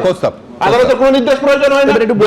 ইডি যদি মামলা পেন্ডিং থাকে, এই কোর্ট রেসপেক্টে পেন্ডিং আছে, যে তদন্ত ভারটা যে কাণ্ড তার সেটা সিবিআই হাতে হস্তান্তর করো। কিন্তু কি এভিডেন্সে তারা রিকালেক্ট করতে পারবে না। কেউ চুরি করে নিয়ে পালিয়ে গেল, সে চুরি করা পজেশন গুলো নিতে পারবে না, রিকালেক্ট করতে পারবে না, এরকম তো কোনো প্রতিবন্ধকতা নেই। কোনো প্রতিবন্ধকতা আছে? তাহলে সেটা করছে না কেন? সেই জন্যই তো মামলাটা করেছে। এখানে ইডির বক্তব্য স্পষ্ট হচ্ছে, state police took away all the documents already collected and indexed by ED, number 1। Number 2, digital evidence extraction was stopped midway. যখন ডিজিটাল এক্সট্রাকশন চলছিল এভিডেন্সের, সেগুলো মিডওয়েতে স্টপ করে দেওয়া হয়। Computer system, email dump, CCTV storage and devices seized by the state police. Mobile phone of company employees confiscated. This amounts to theft of evidence, destruction of chain of custody, obstruction of justice, criminal interference with central investigation, scientific assistance was physically moved out, then reintroduced by state police. এটার থেকে মানে কি দাঁড়াচ্ছে? একটা investigation carry out হচ্ছিল, CBI ED সমস্ত কিছু এ করে তারা প্রপারলি ইন্ডেক্স করছিল, মধ্যে কেন মমতা বন্দ্যোপাধ্যায় ঢুকে নিয়ে বেরিয়ে চলে গেলে 6 ঘন্টা লেগে গেল। সকাল 6টা 20 থেকে দুপুর 12টা 10 অবধি। একই জায়গায় তারপরের কাজটা কি হওয়া উচিত? আমি তারপরের কাজটা কি হওয়া উচিত ইনভেস্টিগেটিভ এজেন্সি? আমার মামলাতে এই যখন এই কথাগুলো আমরা আজকে শুনছিলাম না, মামলাতে স্পেসিফিক্যালি প্রেয়ারটা আছে, যে জিনিসগুলো মমতা বন্দ্যোপাধ্যায় যেগুলো নিয়ে চলে গেছেন সেগুলো প্রেয়ারে আছে, এটা আমার কথা না। That is a prayer before an appropriate court of law. আমি একটা কথা বলছি, আমি জাস্ট একটা কথা বলছি। মমতা বন্দ্যোপাধ্যায় সবকিছু ছেড়ে দিন, ওই সেই দিনকে দাঁড়িয়ে যেদিনকে আপনাদের সংবাদ মাধ্যমের সম্মুখীন হয়েছিলেন, মমতা বন্দ্যোপাধ্যায়ের বডি ল্যাঙ্গুয়েজ, মমতা বন্দ্যোপাধ্যায়ের চোখ মুখ স্পষ্ট বলে দিচ্ছিলেন তিনি ভয় পেয়েছেন। অরূপ চক্রবর্তীর মতো লোকেরা যতই বলুক ছুঁয়ে দেখাক, মমতা বন্দ্যোপাধ্যায় আতঙ্কে ভুগছেন। তিনি জানেন তিনি কত বড় অন্যায় করেছেন, তাকে দেশের আদালত পেশ করতে হবে। আজকে সুপ্রিম কোর্টের এই অর্ডারের উপরে তৃণমূলের লোকেরা, শুনুন, এই সমস্ত কত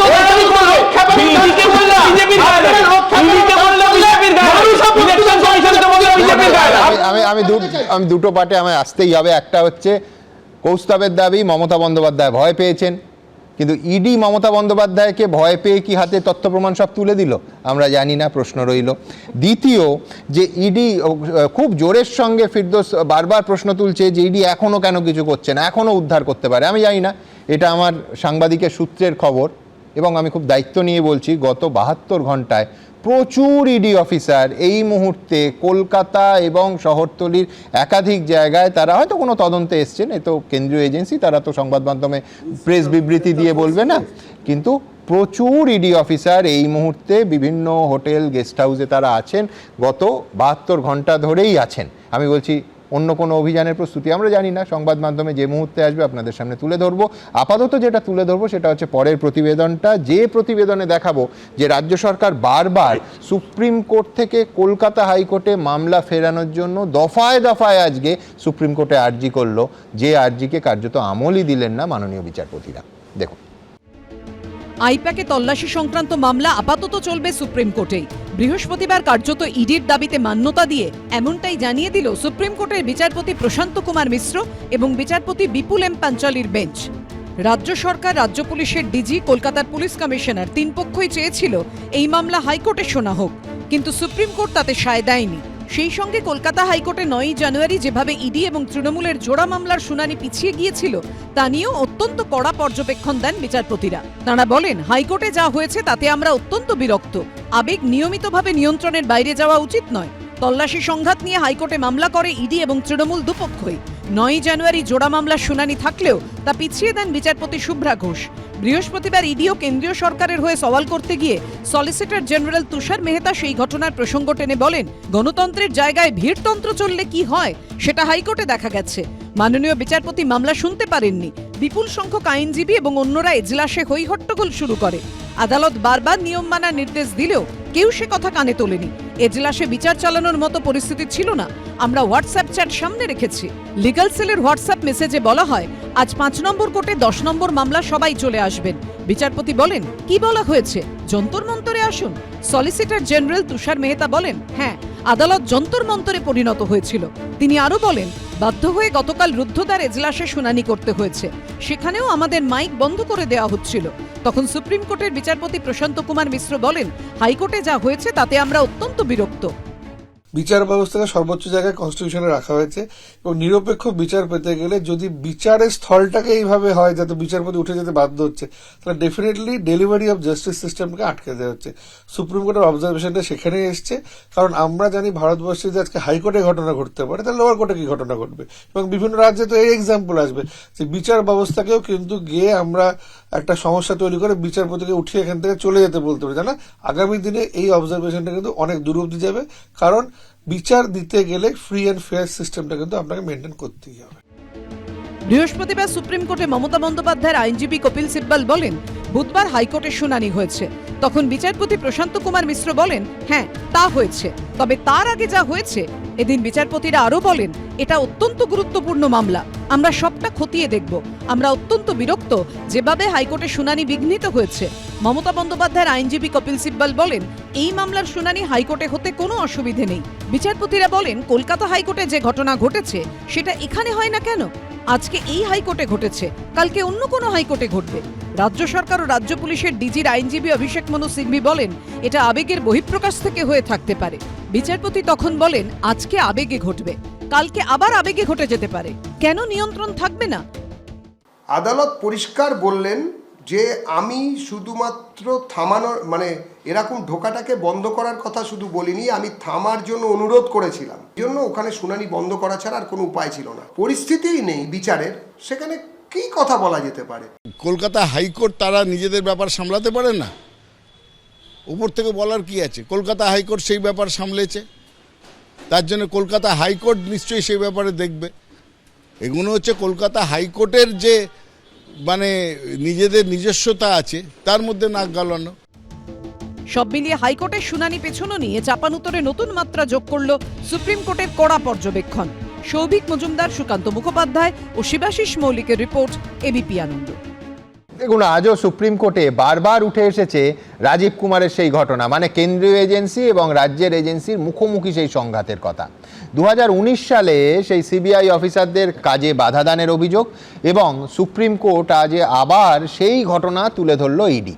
উপরন্তু রাজীব কুমারের জন্য মুখ্যমন্ত্রী ধর্নার ছবিও, আমার যদি খুব দেখতে ভুল না হয়, সম্ভবত বিচারপতিদের হাতে ওই পিটিশনের সঙ্গে একাধিক যে রঙিন এবং সাদা কালো ছবি তুলে দেওয়া হয়েছে তার মধ্যে সেই ছবিও ছিল। এছাড়াও হাইকোর্টে 9 জানুয়ারি যে চূড়ান্ত বিশৃঙ্খলা হলো এবং যে বিশৃঙ্খলার জন্য শুনানি বন্ধ হয়ে গেল, তার পেছনেও শাসক দলের লিগ্যাল সেলের ইন্ধন ছিল বলে সলিসিটর জেনারেল আজ সুপ্রিম কোর্টে দাঁড়িয়ে এই অভিযোগ করলেন। এমনকি হোয়াটসঅ্যাপ চ্যাটে স্ক্রিনশট আজকে আদালতে জমা দেওয়া হলো ইডির তরফে। সব মিলিয়ে আমার পরবর্তী বক্তা অর্ণব সাহার কাছে আসবো। অর্ণব, কোথাও কি খাল কেটে কুমির ডাকার মতো ব্যবস্থা হয়ে যাচ্ছে না? মানে ঘটনা প্রবাহ যেদিকে যাচ্ছে, ভোটের মুখে এই অকারণ জটিলতা আর কি খুব দরকার ছিল? সুমনদা, আপনি তো প্রথমেই বললেন যে ভোটের মুখে অকারণ জটিলতা শব্দটার আগে আপনি ভোটের মুখে কথাটা বললেন। এবার ইডি বা এনফোর্সমেন্ট ডিরেক্টরেট, তারা তো অর্থ মন্ত্রকের অধীনে একটি সংস্থা, এবং তাদের কাজ হচ্ছে দলমত নির্বিশেষে নিরপেক্ষভাবে যা কিছু আর্থিক দুর্নীতি হবে ভারতবর্ষে, সে কিন্তু কোনো রং দেখবে না বা কোনো দল দেখবে না, সে তদন্ত করবে এবং সে তদন্তের একটা মীমাংসা করবে, করে সে সাজা দেবে। মানে সিআইডি বা রাজ্য পুলিশের মতো নয়, আপনি বলতে পারেন যেটা হওয়া উচিত না, সকলের ক্ষেত্রেই তাই। কিন্তু আমি বলছি যে এক্ষেত্রে আমরা দেখতে পাচ্ছি যে কেন্দ্রীয় সরকারে যারাই থেকেছে অতীতেও, যখন আমরা দেখেছি যে কেন্দ্রীয় সংস্থাগুলোকে ব্যবহার করা অন্যান্য বিরোধী দলগুলোর ক্ষেত্রে যা ঘটেছে, দশক কংগ্রেসের বিরুদ্ধে, কিন্তু বিজেপির তো বটে। 14 সালে বিজেপি সরকার আসার পর থেকে এটা 4 গুণ বেড়ে গিয়েছে, এবং যতগুলো মামলা হয়েছে তার 95% মামলা হয়েছে কাদের বিরুদ্ধে? অবিজেপি শাসিত রাজ্যগুলোতে এবং অবিজেপি দলগুলোর বিরুদ্ধে। একমত। এবং সিবিআই আর ইডি এই দুটোর ক্ষেত্রে পার্সেন্টেজ, মানে মামলার পার্সেন্টেজ বেড়ে যাওয়া হচ্ছে, একটা 60%, একটা হচ্ছে 54% বেড়ে গিয়েছে। তার পাশাপাশি আমরা কি দেখছি? তার পাশাপাশি দেখছি যে ইডি সিবিআই এই সমস্তগুলো যে করে, এই আর্থিক দুর্নীতির তদন্ত হয়তো তার মানে সামনে রয়েছে, কিন্তু পিছনে যেটা রয়েছে সেটা হচ্ছে রাজনৈতিক উদ্দেশ্য হিসেবে সেটা ব্যবহৃত হচ্ছে। কারা করছে? সবচেয়ে বেশি করে যারা কেন্দ্রীয় সরকারে রয়েছে তারা।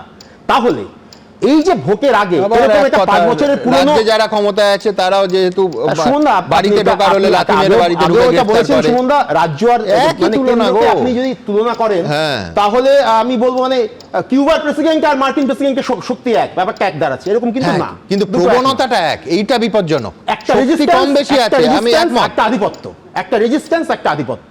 মার্কিন প্রেসিডেন্ট যখন একটা কিছু করেন সেটা হচ্ছে আধিপত্য। বিরোধী দলের কাউন্সিলর কি রেজিস্ট্যান্স? আর যখন এটাও আধিপত্য। এক জায়গাতে ছোট একটা দেশ, সে যখন রেজিস্ট করার চেষ্টা করে, সেই রেজিস্ট করার চেষ্টাটা ওই যদি রাজনীতি হয়, এটা তার পাল্টা রাজনীতি। এবং মুখ্যমন্ত্রী যেটা করেছেন, বারবার করে যেটা বলা হচ্ছে, আইনের দিক থেকে এটা ন্যায় না অন্যায় সেটা তো কোর্ট তার মীমাংসা করবে। কিন্তু সুমনদা, এখানে মুখ্যমন্ত্রী যে কাজটা করেছেন, উনি বলেছেন আমি কিন্তু দলনেত্রী হিসেবে গিয়েছিলাম, কারণ আমার দলের যে তথ্য, সেই তথ্য ভাঙার নিয়ে যেতে এসেছিল এরা, এবং আমি দলনেত্রী হিসেবে, এটা মুখ্যমন্ত্রী বলেছেন, ঠিক, এমনকি তার আইনজীবীরাও বলেছেন। কিন্তু আমি বলছি, তৃণমূলের দলনেত্রীর সঙ্গে ডিজিপি বা সিপি কেন থাকবেন? না, তার একটা ব্যাখ্যা তো, কোনো ব্যাখ্যা নেই, ব্যক্তিগত নিরাপত্তা রক্ষী না। আজকে সুপ্রিম কোর্টে যে ব্যাখ্যাটা দেওয়া হয়েছে, এক সেকেন্ড, সেটা হাস্যকর। তিনি মুখ্যমন্ত্রী এবং পুলিশ মন্ত্রী হলে তবেই তার সঙ্গে ডিজিপি বা সিপি থাকবেন। সচিব, তারা তো মুখ্যমন্ত্রীর মুভমেন্টটাকে তারা ফলো করবে, সেইটা ফলো করে তারা গিয়েছে। আমি যেটা বলতে যাচ্ছিলাম, যেটা বলতে পারলাম না, সেটা হচ্ছে উনি পরিস্থিতির মধ্যে ইন্টারভেন করেছেন রাজনৈতিকভাবে। যেহেতু উনি পরিস্থিতির মধ্যে ইন্টারভেন করেছেন, যেহেতু ঘটনাটা রাজনৈতিক, শেষ করতে সামনে রয়েছে হচ্ছে একটা আর্থিক দুর্নীতির তদন্ত, কিন্তু সেটা ঘটছে একটা রাজনৈতিক ঘটনা, তাকে মোকাবিলা করবার জন্য উনি যে স্ট্যান্সটা নিয়েছেন, মুখ্যমন্ত্রী যে স্ট্যান্সটা নিয়েছেন একজন দলনেত্রী হিসেবে, সেটা রাজনৈতিকভাবে ইন্টারভেন করা। এবং সেই রাজনৈতিকভাবে ইন্টারভেন করার তাৎপর্যটা হচ্ছে যে তুমি আমাকে রাজনৈতিকভাবে প্রতিপক্ষ হিসেবে তুমি আমার বিরুদ্ধে একটা কাজ করছো, আমি রাজনৈতিকভাবেই তোমার মোকাবিলা করছি এই জায়গাটায়। এবার এটার যখন কোর্টে গিয়ে যখন তার ফয়সালা হবে বা কোর্টে গিয়ে যখন তার মামলাটা হবে, শুনানি হবে, তখন তার মধ্যে থেকে বিভিন্ন দিক বেরিয়ে আসতে পারে। কিন্তু এই ক্ষেত্রে এটা তো পরিষ্কার যে ইয়াদুরাপ্পার বিরুদ্ধে যখন তারই মন্ত্রিসভার সদস্য 40 কোটি টাকার দুর্নীতির, 40,000 কোটি টাকার দুর্নীতির যখন কথা বলেন এবং ইডি যখন তদন্ত শুরু করে, সেই তদন্ত কিন্তু আর কুল পায় না। ইন্ডিয়ান এক্সপ্রেস 25 জনের নাম দিয়েছেন, এরকম তালিকা বার করেছেন যে 25 জন অবিজেপি মানে দল থেকে আসা, তারা পরবর্তীকালে বিজেপিতে জয়েন করেছে, তাদের মধ্যে 23 জনের এগেইনস্টে ইডি বা সিবিআই এর তদন্ত কিন্তু উইথড্র করে নেওয়া হয়েছে। আমি তোমার এই তথ্যের সঙ্গে একমত অর্ণব, কিন্তু যেটা আমি এখনো বুঝতে পারছি না সেটা হচ্ছে দলনেত্রীর সঙ্গে ডিজিপি, সিপি, ডিসি সাউথ এরা কেউ থাকতে পারেন না, তারা থাকতে পারেন পুলিশ মন্ত্রী বা মুখ্যমন্ত্রীর সঙ্গে। পাশাপাশি মমতা বন্দ্যোপাধ্যায় রাজ্যের পুলিশ মন্ত্রীও, পুলিশ মন্ত্রী জেড ক্যাটাগরি নিরাপত্তা প্রাপ্ত, সেই জায়গায় রাজ্য পুলিশের ডিজি কোর্টে দাঁড়িয়ে আমি দলের চেয়ারপারসন নয়, একেবারে স্পষ্ট ভাষায় বলতে হবে যে আমি পুলিশ মন্ত্রী বা মুখ্যমন্ত্রী হিসেবে গেছি। এক, দুই হচ্ছে যে জেড ক্যাটাগরি বা জেড প্লাস ক্যাটাগরির কোনো যারা পান তাদের সঙ্গে মানে তাহলে রাজ্যে 16টা ডিজিপি লাগবে, তাহলে তো 16টা, তাহলে তো অভিষেক ব্যানার্জি তো জেড প্লাস ক্যাটাগরি, তাহলে ওর সঙ্গে কোথায় ডিজি, কোন মিটিং এ, কোন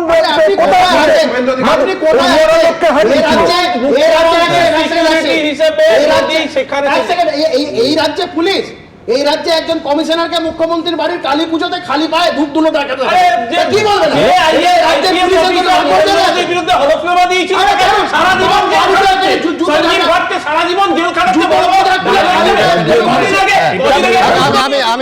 আমি আইনের ব্যাখ্যা দিয়ে গেছি, কিন্তু এটাও ঠিক যে 2014 সালের পরে সিবিআই এর স্ট্রাকচারটা, যে নতুন অফিসাররা সিবিআইতে এলেন, সেই সিবিআই দেখে মনে হতো যে গুজরাট থেকে তারা সবেমাত্র গোটা সিবিআই স্ট্রাকচারের ভেতরে 60% অফিসারকে আনা হয়েছিল 2014 পরবর্তী সময় গুজরাট থেকে। আমি বলছি সুতরাং ওই একই বলছি, প্রবণতা কেন্দ্রেও যা এবং রাজ্যেও তা। আইনের ব্যাখ্যাটা একটু শুনুন। মানে মুখ্যমন্ত্রী হন, প্রধানমন্ত্রী হন, এক্সিকিউটিভ হিসাবে তারা কিন্তু অফিসার, ঠিক আছে? ওয়ান্স ইউ অফিসার, তুমি কিন্তু 24 ঘন্টার জন্যই অফিসার। আমি আপনাকে বলছি মুখ্যমন্ত্রী 24 ঘন্টার জন্যই মুখ্যমন্ত্রী, এবং এই 24 ঘন্টায় তিনি মুখ্যমন্ত্রীর হিসাবেই শপথ নিয়ে কাজ করবেন, এটাই এক্সপেক্টেড। এবং তার জন্য ওই জন্যই সীমারেখা দল এবং সরকারের মধ্যে থাকা উচিত, যেটা মুখ্যমন্ত্রী রাখেন না।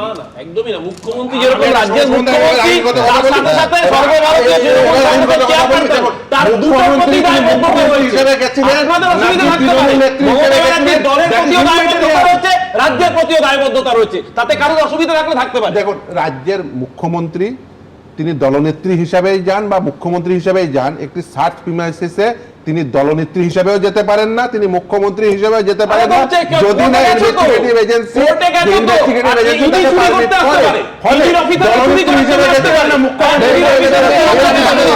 একেবারে সোজা যেখান থেকে এই বিতর্ক শুরু হয়েছিল, ফিরদৌস বলেছিল যে আজকে সকালে যে পিটিশনটা ইডি নতুন করে দিল, কি আছে সেই পিটিশনটায়, যেটা আগামীকাল যাতে শুনানি হয়। বারবার ইডির আইনজীবীরা একেবারে এই মামলা শুনানি শেষ হওয়ার পরও চাপ দিচ্ছিলেন, কি আছে সেই পিটিশনে দেখাবো। সুপ্রিম কোর্টে একদিনে একসঙ্গে পুলিশ, সরকার, তৃণমূলের ধাক্কা। বারবার ইডির প্রশ্নের মুখে পড়ল পুলিশ। খোদ ইডির আইনজীবী এসপি রাজু আদালতে দাবি করেন মুখ্যমন্ত্রী স্বয়ং ডিজিপি এবং পুলিশ কমিশনারের উপস্থিতিতে চুরি করেছেন। তিনি স্বরাষ্ট্রমন্ত্রী এবং ডিজিপি ও পুলিশ কমিশনার তার সহযোগী। এই কারণেই আমরা সিবিআই তদন্তের দাবি করছি।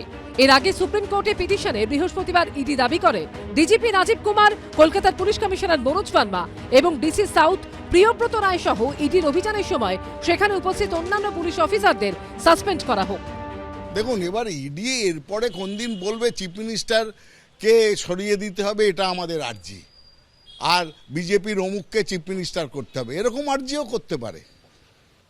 ওপর থেকে অমিত শাহ বলছে এইগুলো বলো, ওরা বলছে। আমি আবার বলছি, এ পর্যন্ত ইডি তাদের দায়িত্ব যেটা মানি লন্ডারিং ইত্যাদি ঘটনায় দোষীদের শাস্তিবিধান, যে কারণে ইডি তৈরি হয়েছিল, সেই কাজে কতখানি সাকসেসফুল হয়েছে তারা?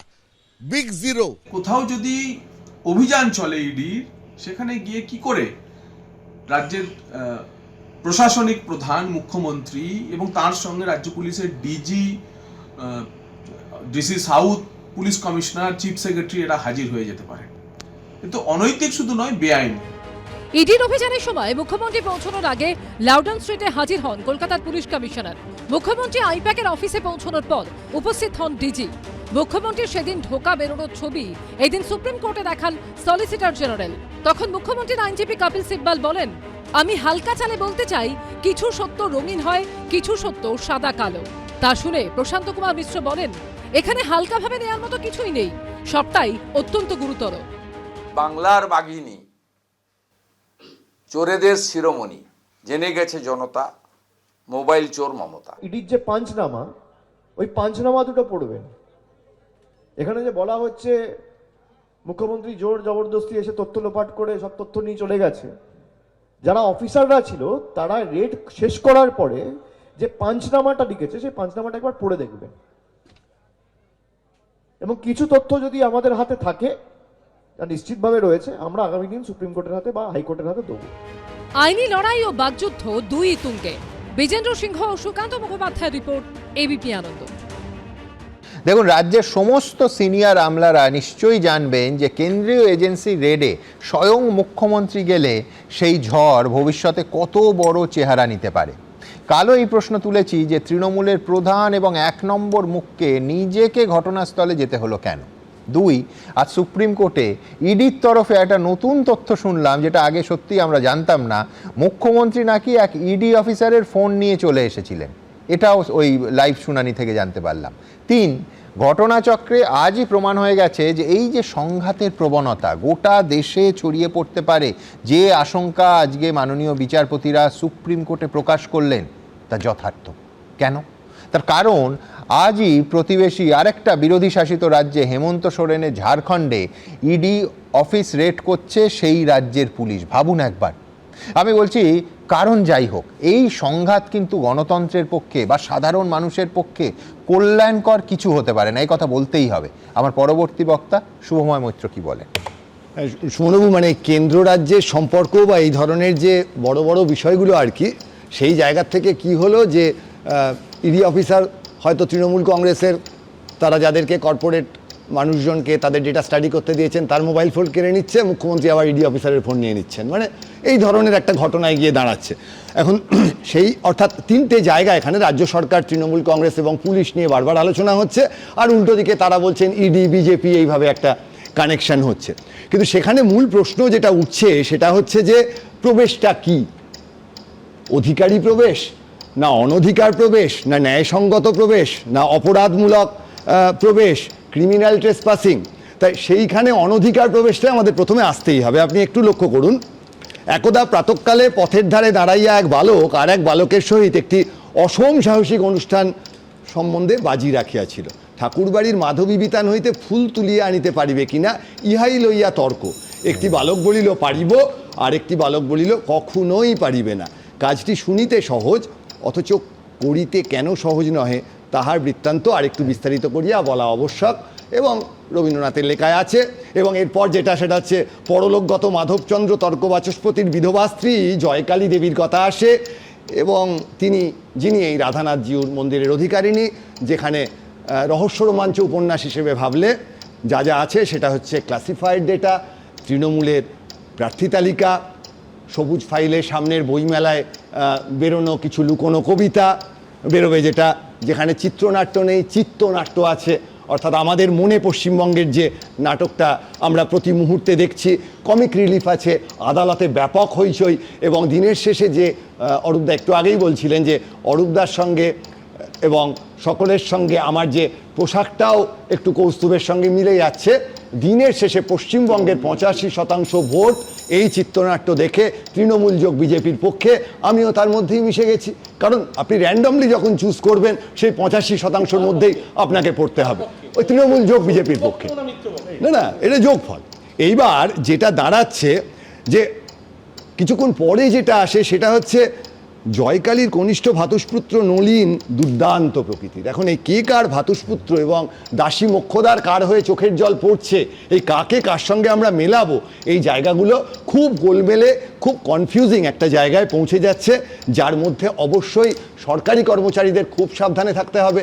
কারণ প্রশাসনিক ব্যবস্থার ওপর রাজনীতির সরাসরি হস্তক্ষেপ যখন হয়, সেটা শিক্ষাক্ষেত্র থেকে পুলিশ পর্যন্ত, সেই জায়গায় এই যে এত ভালো ভালো মানুষ যারা পড়াশোনা করে চাকরি পেয়েছেন, তারা রাজনীতিতে তো এখনো সেভাবে খুব একটা পরিশ্রম করে চাকরি পেতে হয় না ওপরে ওঠার জন্যে।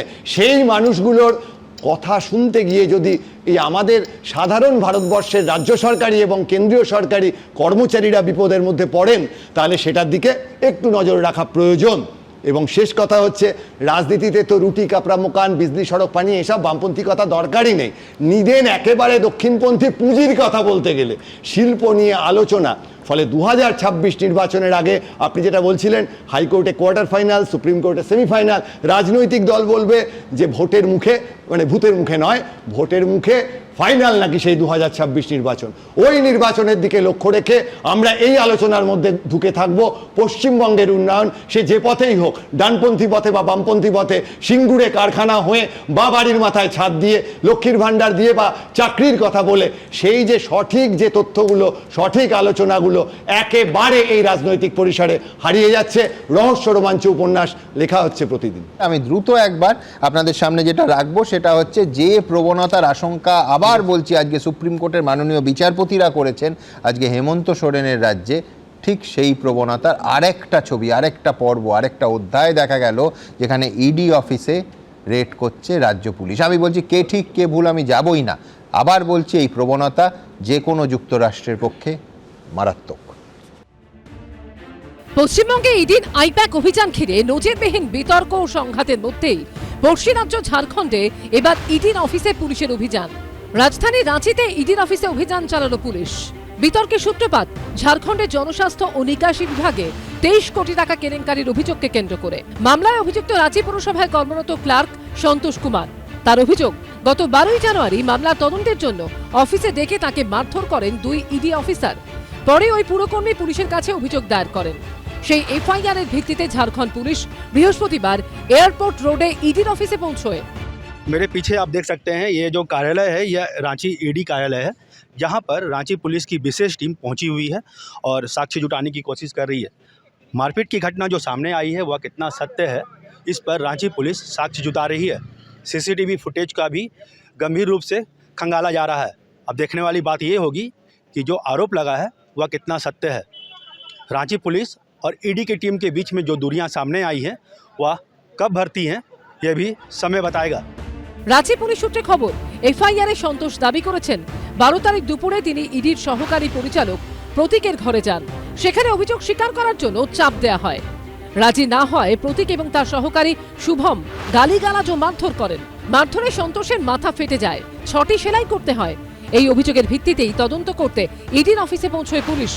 ঝাড়খণ্ডে বর্তমানে ঝাড়খণ্ড মুক্তি মোর্চা ও কংগ্রেসের জোট সরকার, তাই পুলিশ ইডি অফিসে পৌঁছতেই নরেন্দ্র মোদী ও অমিত শাহকে ট্যাগ করে বিজেপি সাংসদ নিশিকান্ত দুবে পশ্চিমবঙ্গের প্রসঙ্গ উল্লেখ করে লেখেন, পশ্চিমবঙ্গের মুখ্যমন্ত্রী মমতা বন্দ্যোপাধ্যায়ের উদাহরণ অনুসরণ করে ঝাড়খণ্ড সরকার এবং তার মুখ্যমন্ত্রী হেমন্ত সোরেনের পুলিশ রাঁচিতে ইডি অফিস ঘেরাও করে। ইডি অফিসে মুখ্যমন্ত্রী হেমন্ত সোরেন এবং পুলিশ প্রশাসনের হাজার হাজার কোটি টাকার দুর্নীতি মামলার গুরুত্বপূর্ণ প্রমাণ রয়েছে। তিনি আরও লেখেন, হেমন্তজি মনোযোগ সহকারে শুনুন, আমরা ঝাড়খণ্ডকে বাংলা হতে দেব না। দুর্নীতির জন্য আপনাকে অবশ্যই শাস্তি দেয়া হবে। ঝাড়খণ্ডের অবৈধ প্রশাসন ধ্বংস করার সময় এসেছে। ইডি হচ্ছে এখন বর্তমানে কেন্দ্রীয় সরকারের গেস্টাপো বাহিনী, বিরোধীদের বিরুদ্ধে এবং বিরোধীদের প্রতিহত করার জন্য, এবং সেখানে বিরোধীদের তছনছ করে নিজেদের জায়গা তৈরির জন্য বিজেপি কাজে লাগাচ্ছে ইডি সিবিআইকে। এফআইআরে পুরকর্মী আরও অভিযোগ করেছেন, তাকে চিকিৎসকের কাছে আঘাতের আসল কারণ প্রকাশ না করার জন্য চাপ দেয়া হয়। হাসপাতাল থেকে ফেরার পর রক্তমাখা টি শার্ট খুলে নতুন জামা কাপড় দেয়া হয়। পাশাপাশি তাকে একটি কাগজে সই করতে বাধ্য করা হয়। কাগজে কি লেখা ছিল তা পড়তে দেয়া হয়নি। सत्ता का गुमान इस सरकार के सर पर इतना चढ़ गया है कि वो पार्लियामेंट के एक्ट के द्वारा बनी गई एक संवैधानिक संस्था पर वो रेड कर रही है साहब। कहीं ना कहीं बदले की कार्रवाई दिख रही है, क्योंकि मुख्यमंत्री जी खुद ईडी के अभियुक्त हैं, जेल भी जा चुके हैं। इस सरकार के कई मंत्री, कई पूर्व मंत्री, कई विधायक ईडी के मनी लॉन्ड्रिंग केसेस में रडार में हैं। तो राज्य सरकार ने आज जिस तरीके से ईडी के दफ्तर पे रांची में रेड किया है, ये बहुत ही दुर्भाग्यपूर्ण है। সব অভিযোগ অস্বীকার করে ইডি দাবি করেছে সন্তোষ কুমারকে ডাকা হয়নি, তিনি নিজেই অফিসে এসেছিলেন এবং কাচের বোতল দিয়ে নিজেই মাথায় আঘাত করেন, যার পরে অবিলম্বে তাকে হাসপাতালে নিয়ে যাওয়া হয়। এই বিষয়ে হাইকোর্টে দ্বারস্থ হওয়ার কথা জানিয়েছে ইডি। সিসিটিভি ফুটেজ খতিয়ে দেখছে police. Sukanta Mukhopadhyay report, ABP Ananda. এবার আরেকটা নতুন অংশে আসি। দেখুন, কোর্টে আজ ইডির তরফে এসভি রাজু অতিরিক্ত সলিসিটর জেনারেল শুধু সিবিআই তদন্তই দাবি করেননি, পাশাপাশি সুপ্রিম কোর্টে এটাও দাবি করলেন যে গোটা মামলাটা যেন চালানো হয় রাজ্যের বাইরে থেকে।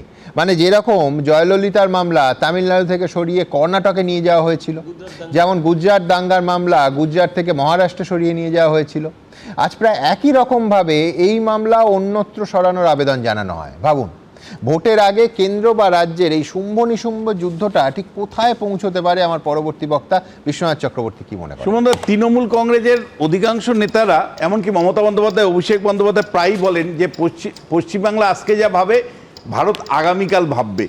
পশ্চিমবাংলা সত্যি মমতা বন্দ্যোপাধ্যায়ের নেতৃত্বে পুলিশদেরকে সঙ্গে নিয়ে, আইএস অফিসারকে সঙ্গে নিয়ে, মুখ্য সচিবকে সঙ্গে নিয়ে ইডির তদন্ত যেভাবে বাধা দিয়েছে, ফাইল চুরি মানে কেড়ে নিয়ে চলে এসছে, ইডির ভাষায় চুরি করে নিয়ে চলে এসছে, সেটা কিন্তু এখন সংগ্রামিত হতে শুরু করেছে। আজকে ঝাড়খণ্ড, কালকে মহারাষ্ট্র, পরের দিন আপনি ভারতবর্ষের বিভিন্ন প্রান্তে দেখতে পারবেন। সত্যি তৃণমূল শাসনকালে আজকে বাংলা যা ভাবছে সেগুলো আগামী দিনে সারা ভারতবর্ষ ভাবছে।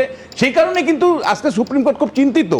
সুপ্রিম কোর্ট বলেছে যে ইডির উপরে যে ধরনের হামলা হয়েছে, তারপরে যদি আমরা এই কেসটাকে সিরিয়াসলি না নেই এবং এই ব্যাপারে যদি আমরা হস্তক্ষেপ সঠিকভাবে না করি, তাহলে আগামী দিনে এটা সংগ্রামিত হবে। অর্থাৎ মমতা বন্দ্যোপাধ্যায় যে ঘটনাটা ঘটিয়ে ফেলেছেন সেটা সারা দেশে যদি সংগ্রামিত হয়, দেশের শাসন ব্যবস্থা তথা মানে আইন শৃঙ্খলা ভেঙে পড়বে এবং সংবিধান চ্যালেঞ্জের সম্মুখীন হবে। সেই কারণেই কিন্তু আজকে কপিল সিব্বল বারবার রসিকতা করে একটু মানে লাইট মোডে নিয়ে যাওয়ার চেষ্টা করেছে, কিন্তু বিচারপতিরা কিন্তু পরিষ্কার বলেছে এটা সিরিয়াস একটা মামলা এবং সিরিয়াসলি আমাদের শুনতে হবে। দ্বিতীয় যে বিষয়টা দেখুন সুমনদা, আজকে প্রথম থেকেই তৃণমূল কংগ্রেস চেয়েছিল, অর্থাৎ তাদের আইনজীবীরা চেয়েছিল এটাকে হাইকোর্টে আবার ফিরিয়ে আনতে। পরিষ্কার কথা, সুপ্রিম কোর্ট কিন্তু রাজি হয়নি। তার মানে মামলাটার গভীরতাটা কোথায় আছে, কতটা গুরুত্ব সহকারে সুপ্রিম কোর্ট ভাবছে যে ঘটনাটা মমতা বন্দ্যোপাধ্যায় ঘটিয়ে ফেলেছেন সেটা কতটা গভীর, তার জন্য মামলাটা কিন্তু ফেরত দেয়নি। নর্মালি ফেরত দেয়, আপনি দেখবেন আমাদের অভিজ্ঞতা বলে সাধারণত হাইকোর্টেই ফেরত দিয়ে থাকে। দ্বিতীয় যে বিষয়টাতে রাজনৈতিক কারণে ইডি যে আইপ্যাকের অফিসে ঢোকেনি, আজকে মানে শুনানি পর্বে একাধিকবার সেইটা কিন্তু প্রতিষ্ঠিত হয়েছে। অর্থাৎ মমতা বন্দ্যোপাধ্যায়, অভিষেক বন্দ্যোপাধ্যায় থেকে শুরু করে সবাই প্রায় বলছিল যে ইডি রাজনৈতিক কারণে এই আইপ্যাকের অফিসে এবং প্রত্যেকজনের বাড়িতে তারা হানা দিয়েছে, কিন্তু আজকে অন্তত আদালত কিন্তু সেটা মান্যতা দেয়নি। আদালত পরিষ্কার করে বলেছে তদন্তকারী সংস্থারা আইনগতভাবে এই ধরনের তদন্ত চালাতে পারে এবং মানে পরিষ্কার রাজনৈতিক কারণ তারা মানতে রাজি হয়নি। নেক্সট হলো ইডির পরিষ্কার করে তাদের আধিকারিকদেরকে রাজনৈতিক চাপে মানে রাজনৈতিক কারণে যেভাবে মামলা দেওয়া হয়েছিল, আমরা তো বুঝতে পারছিলাম যে এটা কার্যত বলা পণবন্দির মতন একটা অবস্থান মমতা বন্দ্যোপাধ্যায় তৈরি করতে চেয়েছিলেন ইডির আধিকারিকদের বিরুদ্ধে এফআইআর করে, যে ভাই ইডির আধিকারিকদের বিরুদ্ধে এমন এফআইআর করার ফলে এমন একটা চাপ তৈরি করব যে চাপের ফলে ইডি পিছনে যাবে। আজকে কিন্তু আদালত পরিষ্কার করে এই রাজনৈতিক অভিসন্ধিটা বুঝতে পেরেছে। পরিষ্কার করে সুপ্রিম কোর্ট বলেছে যে ইডির আধিকারিকদের বিরুদ্ধে রাজ্য সরকারের যে সমস্ত এফআইআর আছে সেগুলো আপাতত কোনো তদন্ত হবে না এবং আমরা জানি বারবার রাজ্যের তরফে আইনজীবীরা মানে কপিল সিব্বল কিংবা অভিষেক মনু সিংভি যারা দাঁড়িয়েছিলেন বারবার বিচারপতিদের বলছিলেন যে আমরা গ্রেফতার করব না, কিন্তু কলকাতা পুলিশকে তদন্ত চালাতে দেয়া হোক, একেবারে নাকচ হয়ে যায় সেটা।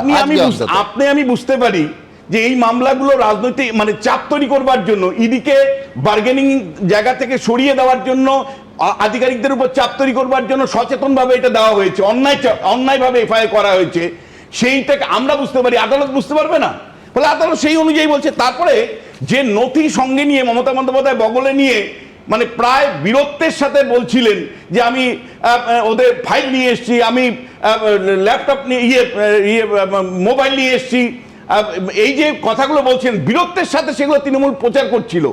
আজকে কিন্তু আদালতের রায় পরিষ্কার করে বলছে যে নথি সংগ্রহ করতে হবে। অর্থাৎ যে মমতা বন্দ্যোপাধ্যায়ের যে বীরত্বে গাথা ছিল যে কাহিনী, সেই বীরত্বের কাহিনী কিন্তু আজকে জল ঢেলে দিয়েছে দেশের সর্বোচ্চ আদালত সুপ্রিম কোর্ট। পরিষ্কার নথি সংরক্ষণের কথা বলার মধ্য দিয়ে যে বীরত্বের প্রকাশ আমরা দেখেছিলাম, ইডির ওই মানে যে জায়গায় রেড করেছিল সেখান থেকে বেরিয়ে গিয়ে মমতা বন্দ্যোপাধ্যায় যে বীরত্বের কথা বলেছিলেন, সেই বীরত্বের কাহিনী কিন্তু জল ঢেলে দিয়েছে সুপ্রিম কোর্ট। নেক্সট হলো কেন্দ্রীয় তদন্তকারী সংস্থাগুলির উপরে। এর আগেও মমতা বন্দ্যোপাধ্যায় আপনারা আলোচনা করছিলেন, রাজীব কুমারের সময় সিবিআই আধিকারিকদের মানে থানার মধ্যে ঢুকিয়ে দেওয়া হয়েছিল, মমতা বন্দ্যোপাধ্যায় বেঞ্চ পড়ে বসে পড়েছিলেন। তারপরে একাধিক ঘটনা, যখন সুব্রত মুখার্জিদের জেলে যাওয়ার প্রশ্নে যখন ইডি অফিসে মমতা বন্দ্যোপাধ্যায় বসে পড়েছিলেন, ইয়েতে সন্দেশখালীর ঘটনা আমরা জানি। আজকে আদালতের যদি আপনি অবজারভেশন দেখেন, পরিষ্কার করে তদন্তকারী সংস্থাগুলোর ওপর মমতা বন্দ্যোপাধ্যায় এবং তার সরকারের লোকজন অতীতে বা এই ঘটনার কনটেক্সটে যেভাবে মানে খবরদারি করছে, এটাতে তারা যে রীতিমতন উদ্বিগ্ন, সেটা কিন্তু আদালতের অবজারভেশনের একাধিক অবজারভেশনের মধ্য দিয়ে প্রকাশ পেয়েছে। এবং দিনের পর দিন আমরা এই প্রশ্নটা তুলেছি যে কলকাতা হাইকোর্টে যখন মামলাগুলো চলে, যেই মামলাগুলো তৃণমূলের বিরুদ্ধে চলে, তৃণমূলের একদল হুলিগান বাহিনী আইনজীবী তারা আদালতে ঢুকে যান, ঢুকে গিয়ে কার্যত অবরুদ্ধ তৈরি করেন, বিচারপতি বাধ্য হয়ে মানে বিচার করতে পারেন না, যে ঘটনাটা এই বিচারপতি শুভ্রা ঘোষের ক্ষেত্রে হয়েছিল। ঠিক এটা তো নতুন নয়, এটা তো অতীতে একাধিকবার হয়েছে। এমনকি অভিজিৎ গাঙ্গুলির রেজুলেশনেও এই ধরনের ঘটনা ঘটেছে, এমনকি একাধিক বিচারপতির বাড়িতে পোস্টার পড়েছে। আজকে কিন্তু সুমনদা আপনি যদি লক্ষ্য করেন, আদালতের এই যে শুনানিটা কলকাতা হাইকোর্টের শুনানিটা হয়নি, এটা কিন্তু সিরিয়াসলি নিয়েছে মানে সুপ্রিম কোর্ট পরিষ্কার যে কথাটা বলবার চেষ্টা করেছে সুমনদা, সেটা হলো যে এটা আমরা সিরিয়াসলি নিচ্ছি। বারবার কিন্তু আপনি যদি দেখেন যে রাজ্য সরকার বা তৃণমূলের আইনজীবীরা এটাকে হালকা মুডে নেওয়ার চেষ্টা করেছিল, কিন্তু একটা ন্যায় বিচারের জায়গায় সেখানে শুনানি হবে না, এটা আদালত কিন্তু ভেরি সিরিয়াসলি নিয়েছে।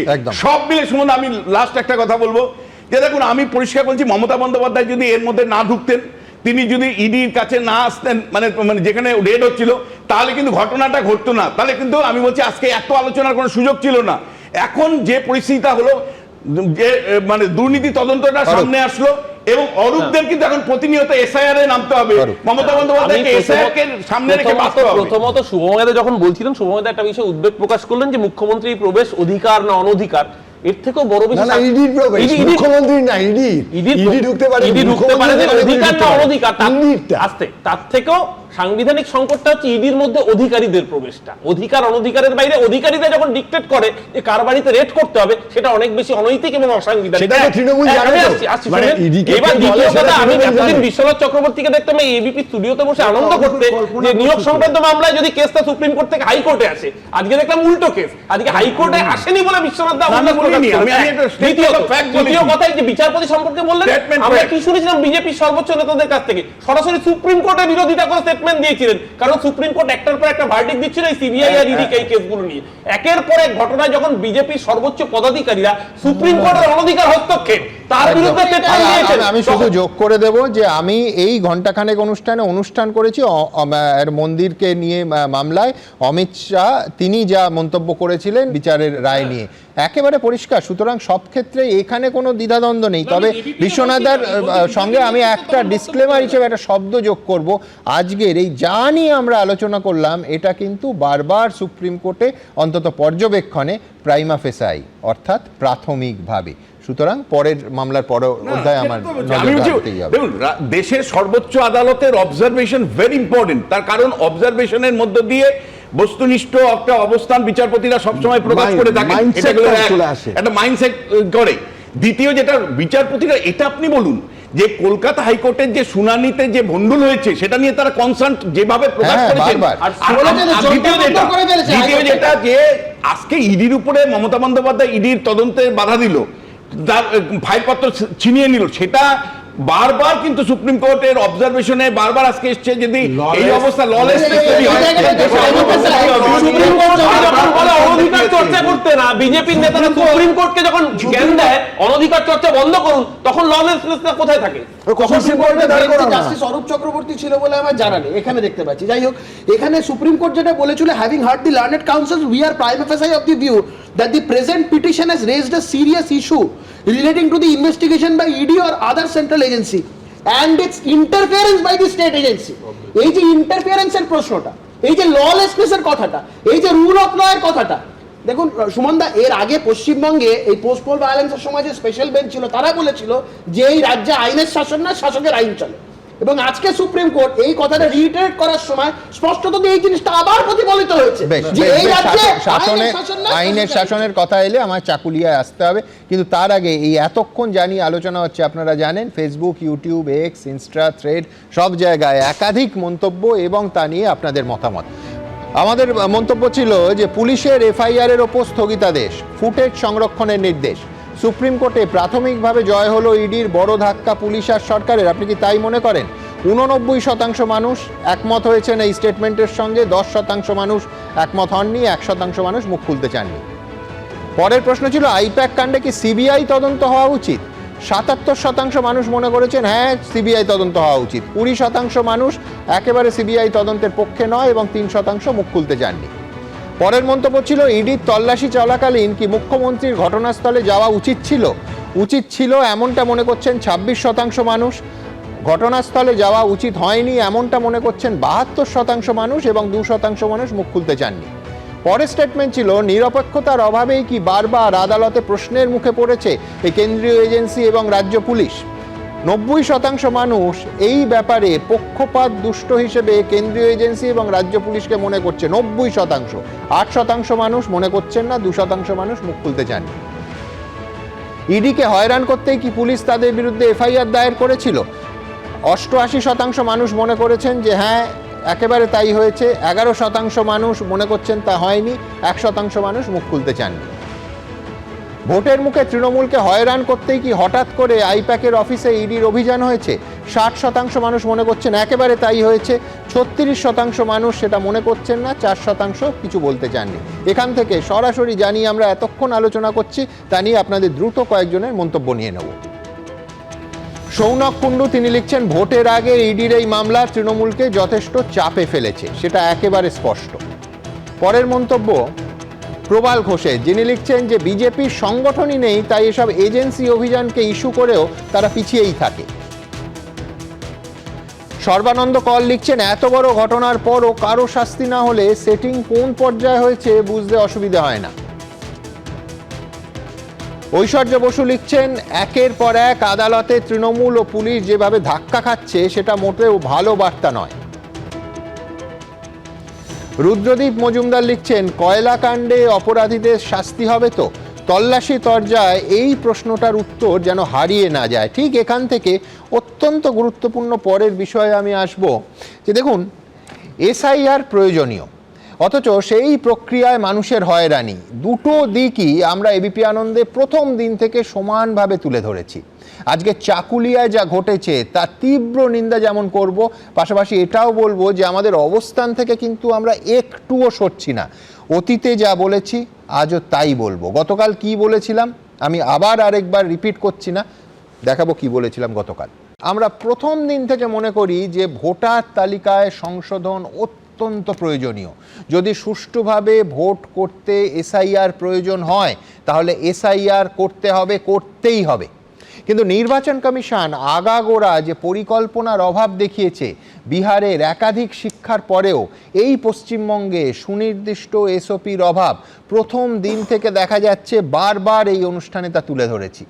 নিত্য নতুন নির্দেশিকায় চূড়ান্ত বিভ্রান্তির পরিস্থিতি সৃষ্টি হয়েছে এবং যার ফলে বহু সাধারণ মানুষ প্রতিদিন কার্যত চূড়ান্ত হয়রানির শিকার হচ্ছেন। ঘন্টার পর ঘন্টা লাইনে দাঁড়ানো থেকে এআই দিয়ে কাজ করানোর জন্য অকারণে মানুষের হেনস্থা প্রতিদিন একেবারে যন্ত্রণার জায়গায় দাঁড়িয়ে গেছে। এই অনুষ্ঠানে পরবর্তী পর্যায়ে অবশ্যই আমি দেখাবো যে এআই জেনারেটেড বিভ্রান্তি এবং হয়রানির একাধিক উদাহরণ আপনাদের সামনে, যে উদাহরণ দেখে চমকে উঠতে হয়। কিন্তু পাশাপাশি এটাও বলতে হবে। এই অজুহাতে তৃণমূল বিধায়কের উপস্থিতিতে মুর্শিদাবাদে যেটা হলো সেটা নিখাদ গুন্ডামি। এরপর ফুটেজ দেখেও পুলিশ চুপ করে থাকবে? এখনো পর্যন্ত মাত্র 2 জনকে প্রথমে আটক দেখানো হচ্ছিল, এখন গ্রেফতার।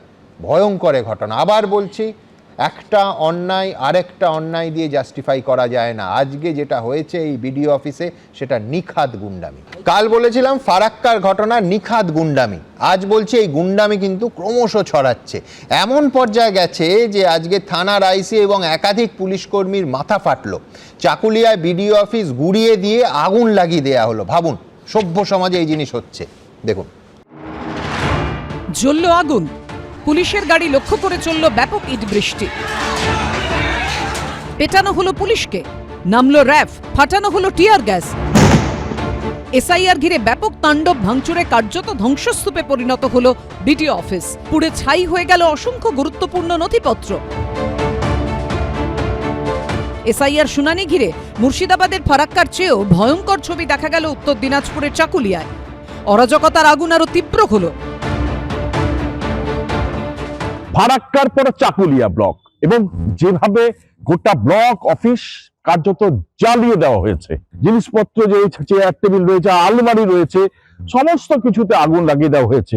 এই আগুন শুধুমাত্র যে এসআইআর অফিস, এসআইআর এর যে মূল অন্যান্য নথিপত্র, কার্যত বলা যায় সেই সমস্ত নথিপত্রই কিন্তু কার্যত পুড়িয়ে দেওয়া হয়েছে। এখানে নোটিশ আসছে, জনগণ হ্যারাসমেন্ট হচ্ছি আমরা। আক্রান্ত হয়েছেন চাকুলিয়া থানার আইসি রাজু সোনার সহ মোট 6 জন পুলিশ কর্মী। অনেকবার রিকোয়েস্ট করার পরে কিন্তু পাবলিক এটা শোনা নাই, আর অ্যাজিটেটেড মুড ছিল, তো ওরা পুলিশের উপরই অ্যাটাক করেছেন। হালকা করে ওদেরকে লাঠিচার্জ করতে হয়েছিল, তো তারপরে ক্রাউড ডিসপোজ হয়েছে। আমার একজন আইসি নিজে ইনজোর্ড আছে। 10 জনকে আমরা স্পোর্ট থেকে অ্যারেস্ট করেছেন। স্থানীয় সূত্রে খবর, চাকুলিয়ায় প্রথম দফার শুনানির পরেও একাধিক ত্রুটির অভিযোগে নির্বাচন কমিশনের তরফে শুধুমাত্র চাকুলিয়া ব্লকেরই অন্তত 69,000 ভোটারকে শুনানিতে তলব করা হয়। বৃহস্পতিবার কমিশনের এই পদক্ষেপের বিরোধিতায় ক্ষোভ আছড়ে পড়ে চাকুলিয়ার একাধিক এলাকায়। টায়ার জ্বালিয়ে চলে বেনজির বিক্ষোভ।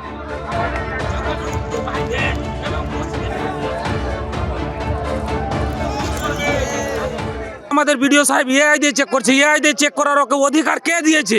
আমরা প্রত্যেকটা বাড়ির বাচ্চা কাচ্চা সমস্ত পরিবার ফ্যামিলিকে নিয়ে গিয়ে আমরা আন্দোলন শুরু করব। আর যেদিন নেমে যাব সেদিন আপনার কিন্তু আর কোনো অস্তিত্ব বাঁচার রাস্তা থাকবে না। বেলা বাড়ার সঙ্গে সঙ্গে উত্তেজনার পারদ চড়তে থাকে। বিক্ষোভের নামে গোয়ালপুকুর 2 নম্বর বিডিও অফিসের ভেতরে বাইরে শুরু হয় বেলাগাম তাণ্ডব। ঘটনাস্থলে আসে চাকুলিয়া থানার বিশাল পুলিশ বাহিনী। পুলিশি বাধা পেতেই আরো মারমুখী হয়ে ওঠে বিক্ষোভকারীরা। পুলিশের গাড়ি লক্ষ্য করেও ছোড়া হয় ইট পাথর। কাছেই থাকা একটি তৃণমূলের পার্টি অফিসেও চলে ব্যাপক ভাঙচুর। প্রথমত এই ধরনের ঘটনা কোনো দল সমর্থন করে না, কিন্তু মানুষকে যেভাবে হ্যারাস করা হচ্ছে এটা ক্ষোভের বহিঃপ্রকাশ। আজকে 80 বছর 82 বছরের লোকেদের নোটিশ দিয়ে ডেকে পাঠাচ্ছে। এই তাণ্ডবের পেছনে যিনি দায়ী সেই মুখ্যমন্ত্রীকে কেন গ্রেপ্তার করা হবে না, এটা প্রমাণ করছে এটা রাজনৈতিকভাবে তৃণমূল কংগ্রেসের পক্ষ থেকে সংগঠিত করা হচ্ছে। একের পর এক উস্কানিমূলক বক্তব্য রেখেছেন রাজ্যের মাননীয় মুখ্যমন্ত্রী, মন্ত্রী এবং জনপ্রতিনিধিরা। পুলিশ সূত্রে খবর, বিডিও সুজয় ধরের অভিযোগের ভিত্তিতে 10 জনকে গ্রেফতার করেছে চাকুলিয়া থানা। ইতিমধ্যে এই ঘটনায় রাজ্যের মুখ্য নির্বাচনী আধিকারিকের দপ্তরেও জমা পড়েছে পুলিশের রিপোর্ট। কমিশন সূত্রে খবর, এই ঘটনায় বিক্ষোভকারীদের বিরুদ্ধে অবৈধভাবে অনুপ্রবেশ, অবৈধভাবে আটকে রাখা, যৌথভাবে অপরাধ সংগঠিত করার অভিযোগ সহ একাধিক ধারায় মামলা রুজু করেছে পুলিশ। এই ঘটনার পেছনে কোনো ষড়যন্ত্র রয়েছে কিনা তাও খতিয়ে দেখা হচ্ছে। সুদীপ চক্রবর্তী, সনদ ঝা ও রুমা পাল, এবিপি আনন্দ, উত্তর দিনাজপুর। দেখুন, একটা কথা স্পষ্টভাবে বলার সময় এসেছে, ক্ষোভের কারণ নিঃসন্দেহে আছে, এবং শুধু চাকুলিয়ায় নেই, রাজ্য জুড়ে আছে, বিভিন্ন ক্ষেত্রে আছে। তুগলকি কারবার এবং এসওপি ছাড়া একের পর এক নতুন নিয়ম, সে নিয়মের পাটে আমি আসব, কিভাবে মাধ্যমিকের মার্কশিটকে খারিজ করা হলো সেই পাটেও আসব। কিন্তু আমার প্রশ্ন হচ্ছে, অভিষেক বন্দ্যোপাধ্যায় বলছেন যে ক্ষোভের বহিঃপ্রকাশ, তার সরকার মানে তিনি তো শাসক দল, সেই শাসক দল যে সরকারটা চালায়, গভর্নমেন্ট অফ ওয়েস্ট বেঙ্গলের প্যাডে রাখা হচ্ছে যে আজকে চাকুলিয়ার ঘটনায় 20 লক্ষ টাকার সরকারি সম্পত্তি আমার আপনার করের টাকায় কেনা, সেটা ধ্বংস হয়েছে। কার্যত দেখলেন আপনারা, বিডিও অফিস ধূলিসাৎ হয়ে গেছে, তারপর আগুন লাগানো হয়েছে। এবং আইসি সমেত এই কমপ্লেন লেটারেই বিডিও স্বয়ং লিখছেন যে ভয়ঙ্করভাবে আক্রান্ত হয়েছেন, এই মুহূর্তে তিনি ভীষণভাবে আহত। আইসি থেকে চাকুলিয়া পুলিশ স্টেশনের একাধিক পুলিশ কর্মী। আমি বলছি এই রাস্তায় কারা এই রাজ্যকে নিয়ে যাচ্ছে, এই প্রশ্ন তুলতে হবে। সলিলদা। সুমন, দেখো তুমি এই যে আজ ইডির যে আইপ্যাকের ঘটনা, তদানীন্তন পুলিশ কমিশনার তার বাড়ির ঘটনা, এবং একটার পর একটা ঘটনা, এবং সংক্রামিত তোমায় আমি দেখিয়েছি রাঁচিতে, এটা হচ্ছে ফারাক্কার সংক্রামিত প্রভাব। না শৈলদা, হবেই তো, তার কারণ ফারাক্কায় তো গ্রেফতারের সংখ্যা বাড়লো না। বাদ দিন আপনি গ্রেফতার, যে বিধায়কের উপস্থিতিতে হয়েছে সেই বিধায়ককে অবধি গ্রেফতার করা হয়নি। ভিডিও বলছে আমি কাউকে দেখিনি, আর মনিরুল ইসলাম ওখানে গলা ফাটিয়ে সারা পশ্চিম বাংলা দেখছে, ও ইনসাইট করছে। আর তোমায় আমি গ্যারান্টি দিয়ে বলতে পারি, চাকুলিয়ার ঘটনা এই শাসক দলের নেতৃত্বে করানো হয়েছে। এখনো পর্যন্ত আসান কেসটা পর্যন্ত দেওয়া হয়নি। আইসি ওখানে ইনজিওর, পুলিশ অফিসার ইনজিওর। তুমি বলো না, আরে শুনুন না, আপনার বার্তা টিভির কাছে, দেখাতে পারবেন? আজকে নির্বাচন কমিশন, শুনুন, আজকে নির্বাচন কমিশন মাধ্যমিকের অ্যাডমিটটা বাতিল করে দিয়েছে। লজ্জা করে না? বাংলার মানুষ সাধারণের কত সুন্দরী করে, নির্বাচন কমিশন আজকে মানুষকে বাধ্য করছে। আমি বলছি নির্বাচন কমিশন বাতিল করেছে, অত্যন্ত অন্যায় করেছে, এবং হঠাৎ এইভাবে তুগলকি সিদ্ধান্ত, সে নিয়ে আমি প্রশ্ন তুলবো। কিন্তু আমার বক্তব্য, কারণ যাই হোক, একবার শুধু না অরূপ একবার কল্পনা করুক যে এই স্বতঃস্ফূর্ত ক্ষোভটা এই বিজেপি বা কংগ্রেস বা সিপিএম করলো, তাহলে রাজ্য সরকার বলবে তো যে স্বতঃস্ফূর্ত ক্ষোভের বহিঃপ্রকাশ? তাহলে রাজ্য সরকার বলবে তো যে 20 লক্ষ টাকার সরকারি সম্পত্তি ধ্বংস করলেও বিধায়কের উপস্থিতিতে যদি হয়, ধরে নিন এই বিধায়ক হচ্ছে বিরোধী দলের বিধায়ক, তাহলে সরকার তাকে ছেড়ে দেবে তো? আমার প্রশ্ন খুব পরিষ্কার। আমি বিশ্বনাথদাকে ধার করব। বিশ্বনাথদা কদিন আগে তোমার সাথে, সেই সাথে আমিও উপস্থিত ছিলাম, এখন সঠিকভাবে বলেছিল এটা এসআইআর হচ্ছে না মাথা হচ্ছে, এই অসভ্যতমের প্র্যাকটিস। আমি বলছি বলেন যে এটা এসআইআর হচ্ছে, তাহলে আইসির মাথাটা ভাঙো।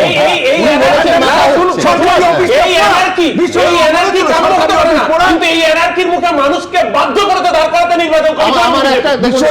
আমার একটা সরল নির্দোষ প্রশ্ন আছে, এই এনআরকি, এই অরাজকতা ইচ্ছাকৃত নয় তো? আমি আবার বলছি, আজকে যে নেতারা কখনো বলেছে গাছে বেঁধে পেটাবো, কখনো বলেছে আগুন জ্বলবে, এবং তৃণমূলের নেতারা দিনের পর দিন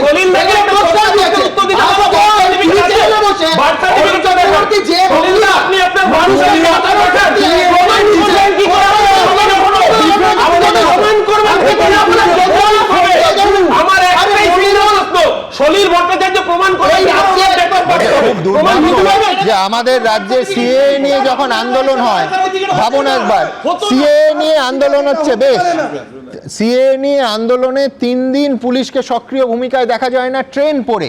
আমি বলছি পুলিশের কাজ ল অ্যান্ড অর্ডার দেখা, এবং আজকে যদি পুলিশ কর্মীরা এইভাবে আহত হন, এবং তারপরে ফারাক্কার ঘটনা বারবার উঠে আসছে, এখন অবধি ফারাক্কার ঘটনায় ঠিক কি হয়েছে দেখাবো। বিডিও অফিসের এই অবস্থা, নির্বিচারে ভাঙচুর, সামনে তৃণমূল বিধায়ক। ভাঙচুর চালাচ্ছেন তার অনুগামীরা, নির্দ্বিধায় তাণ্ডব। কিন্তু 24 ঘন্টা কেটে যাওয়ার পরও এখনো পুলিশ ছুঁল না তৃণমূল বিধায়ককে। চাকুলিয়ার বিধায়ক হোক বা ফারাক্কার বিধায়ক হোক, তারা তৃণমূল কংগ্রেস বিজেপি কিচ্ছু বোঝে না। তাদের একটাই কাজ, বাংলাদেশ থেকে আসা মুসলিম অনুপ্রবেশকারীদেরকে নাগরিকত্ব দেওয়ার ব্যবস্থা করা। আমি মানুষকে সামাল দিয়েছি, কিন্তু তার মধ্যে একটা জনবিস্ফোরণ হয়েছে। একদিকে চাকুলিয়া, একদিকে ফারাক্কা, একদিকে আগুন, একদিকে ভাঙচুর। চাকুলিয়ায় খোদ ভিডিও লিখছেন 3.5 ঘন্টা ধরে চলেছে ভাঙচুর। প্রশ্ন উঠছে, মেরে কেটে 300 মিটার দূরে থানা থাকা সত্ত্বেও এমনটা হলো কি করে? উল্টো দিকে ফারাক্কায় সবার চোখের সামনে সব ভেঙে চুরমার হয়ে যাওয়ার পরও ভিডিও অজ্ঞাত পরিচয়দের বিরুদ্ধে পুলিশের কাছে অভিযোগ জানিয়েছে। প্রসেস আমরা স্টার্ট করেছি, প্রসেস হ্যাজ স্টার্টেড। এমএলএ কি জিনতেন না? পুলিশ সূত্রে খবর, এই ঘটনায় 5 জনকে গ্রেফতার করা হয়েছে। তার মধ্যে রয়েছেন ফারাক্কার যুব তৃণমূলের সাধারণ সম্পাদক তারিকুল ইসলাম। কিন্তু এখনো গ্রেফতার করা হয়নি তৃণমূল বিধায়ক মনিরুল ইসলামকে। পরে বলবো ইনভেস্টিগেশন এখন চলছে। হ্যাঁ স্যার, এমএলএ বাদ গেল এমএলএ নাম নেই, ইনভেস্টিগেশন চলছে এখন, ইনভেস্টিগেশন চলছে। বিরোধীরা দাবি করছে, মুর্শিদাবাদের ফারাক্কায় পুলিশ কড়া পদক্ষেপ করলে বৃহস্পতিবার চাকুলিয়ায় এত বড় ঘটনা ঘটতো না, কিন্তু তাতে বিধায়কের কিছু যায় আসে না। মনিরুল বাবুর নাম ওখানে থাকলে, এফআইআর থাকলে তো আমরা অবাক হতাম। আপনারা কি মনে করেন নাকি ছি, এটা তৃণমূল সরকার চলছে, এখানে অপরাধ করবে বিধায়ক, বোম মারতে বলবে নেতা তৃণমূলের, তবেই না ঠিকঠাক চলবে, এসব আবার কি? এটা তো সবই তৃণমূল কর্মী যারা গ্রেপ্তার হয়েছে। না, এটা ভুল।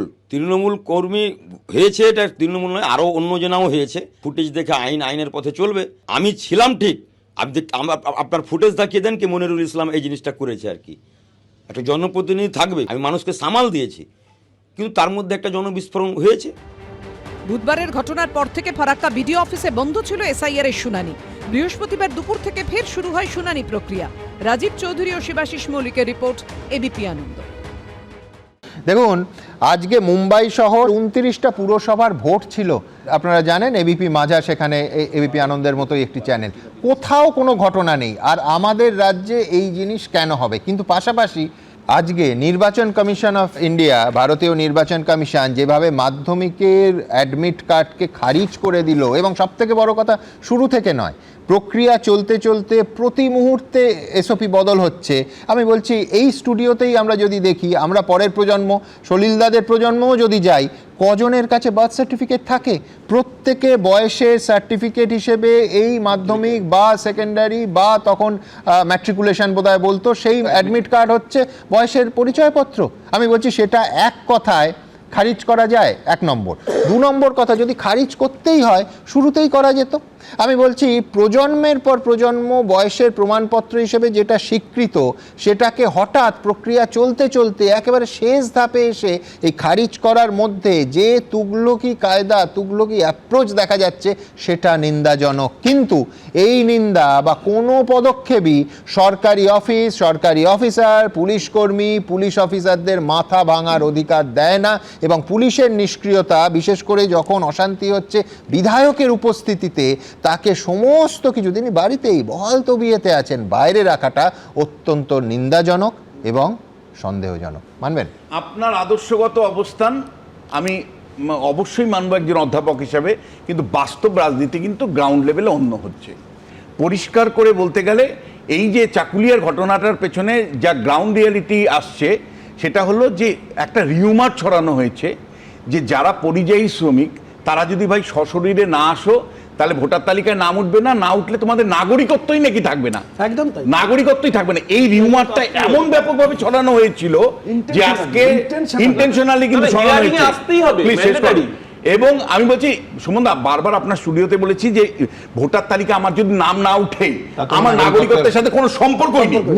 আমি বারবার আপনাদের জোর হাত করে দর্শকদেরকে বলছি যে যাদের এসআইআর এর যদি শুনানিতে নাম আসে, যদি একান্ত নাই উঠে নাম, আপনার সাথে নাগরিকত্বের কোনো সম্পর্ক নেই। আপনি রাজনৈতিক দলের পাল্লা করবেন না। হ্যাঁ, চাইলেন কি ভোটার অধিকার কেন করবেন না? ভোটিং রাইট মানুষের বেসিক রাইট। ভোটার তালিকায় নাম না উঠে মানে এটি চিনিমিনি কেন আপনারা বিজেপির প্রতি তোমরা বলছো যে ভোটারের নাগরিকত্ব চলে যাবে, তোমরা বিজেপি নাগরিকত্ব চলে যাবে, তোমরা কিন্তু তোমরা মিসগাইড করছো। তোমার রাজ্যে কেন, তোমার রাজ্যে কেন তুমি উস্কে দিচ্ছ, তুমি মানুষকে উস্কে দিচ্ছ, তোমার দলকে দিচ্ছে।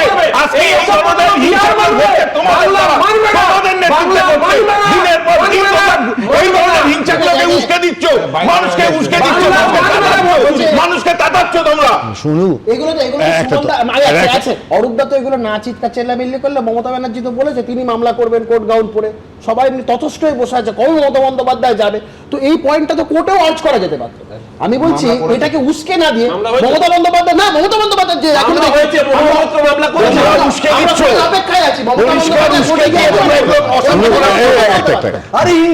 আমাদের যে নির্বাচনী গণতান্ত্রিক ব্যবস্থা, তার জন্যে যে ভোটার তালিকা প্রস্তুত হচ্ছে সেটা ঠিক করে করতে হবে।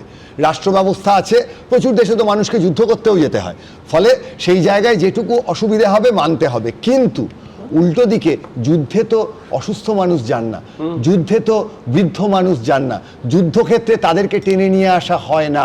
ফলে সেই জায়গায় দাঁড়িয়ে নির্বাচন কমিশনের পদ্ধতিগত ত্রুটির কারণে বিএলওদের প্রচণ্ড চেষ্টা সত্ত্বেও তারা চাইছেন মানুষের বাড়ি বাড়ি গিয়ে কাজটা সামলাতে, তা সত্ত্বেও সংবেদনশীলতা যেন থাকে, বিষয়টা যেন সুষ্ঠুভাবে করা হয়। অর্থাৎ এই যে কোথায় সংবেদনশীলতা বলছেন?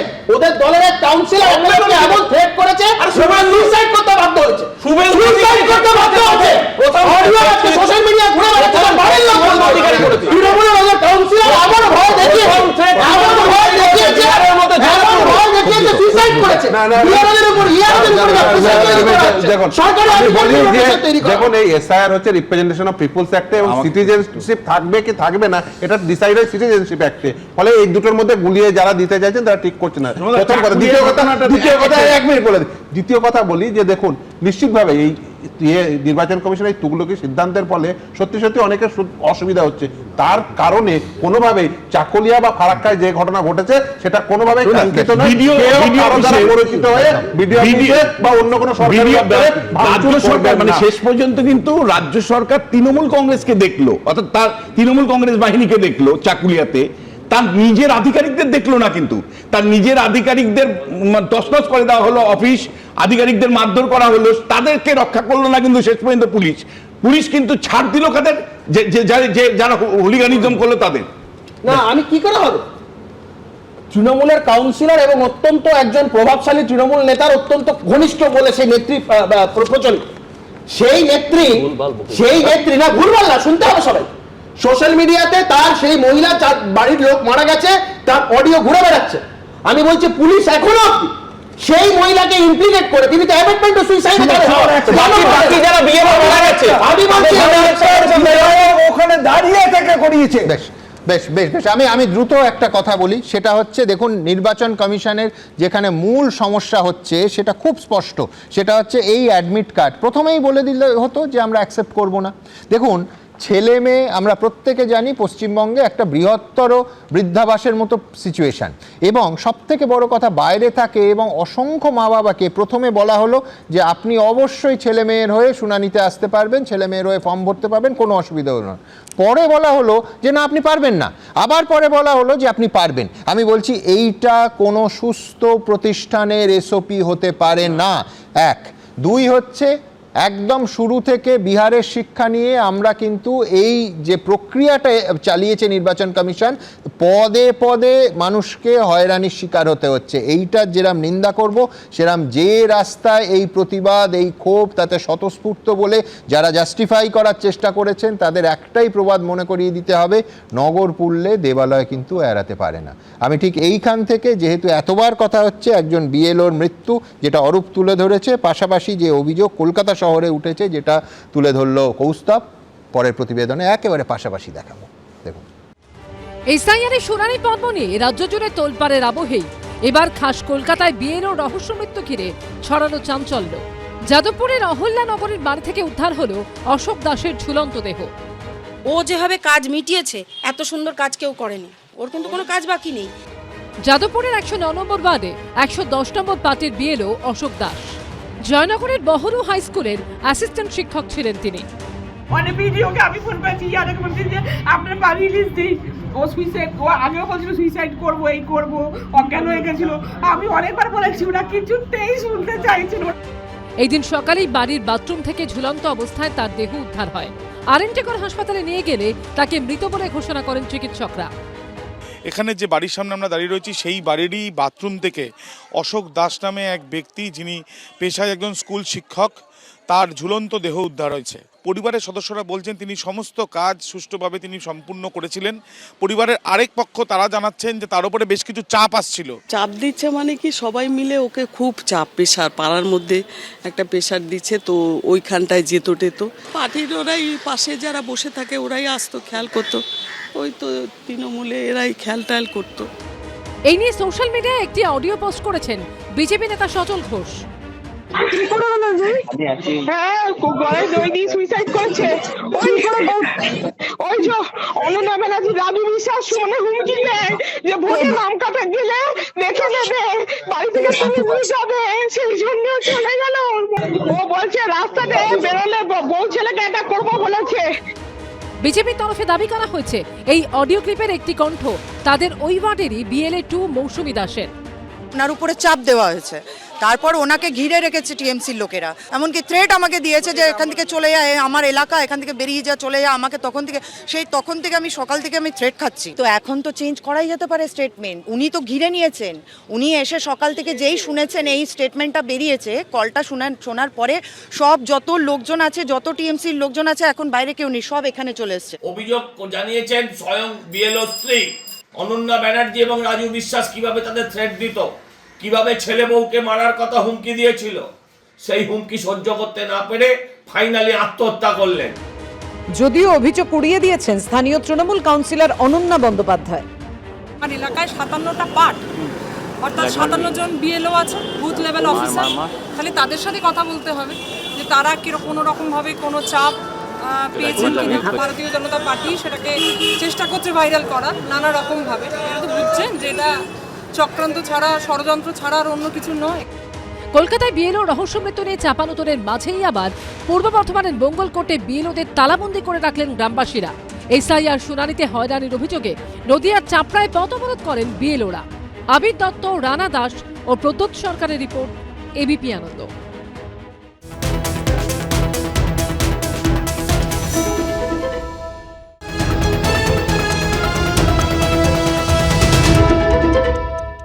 ABP আনন্দ, এগিয়ে থাকে, এগিয়ে রাখে।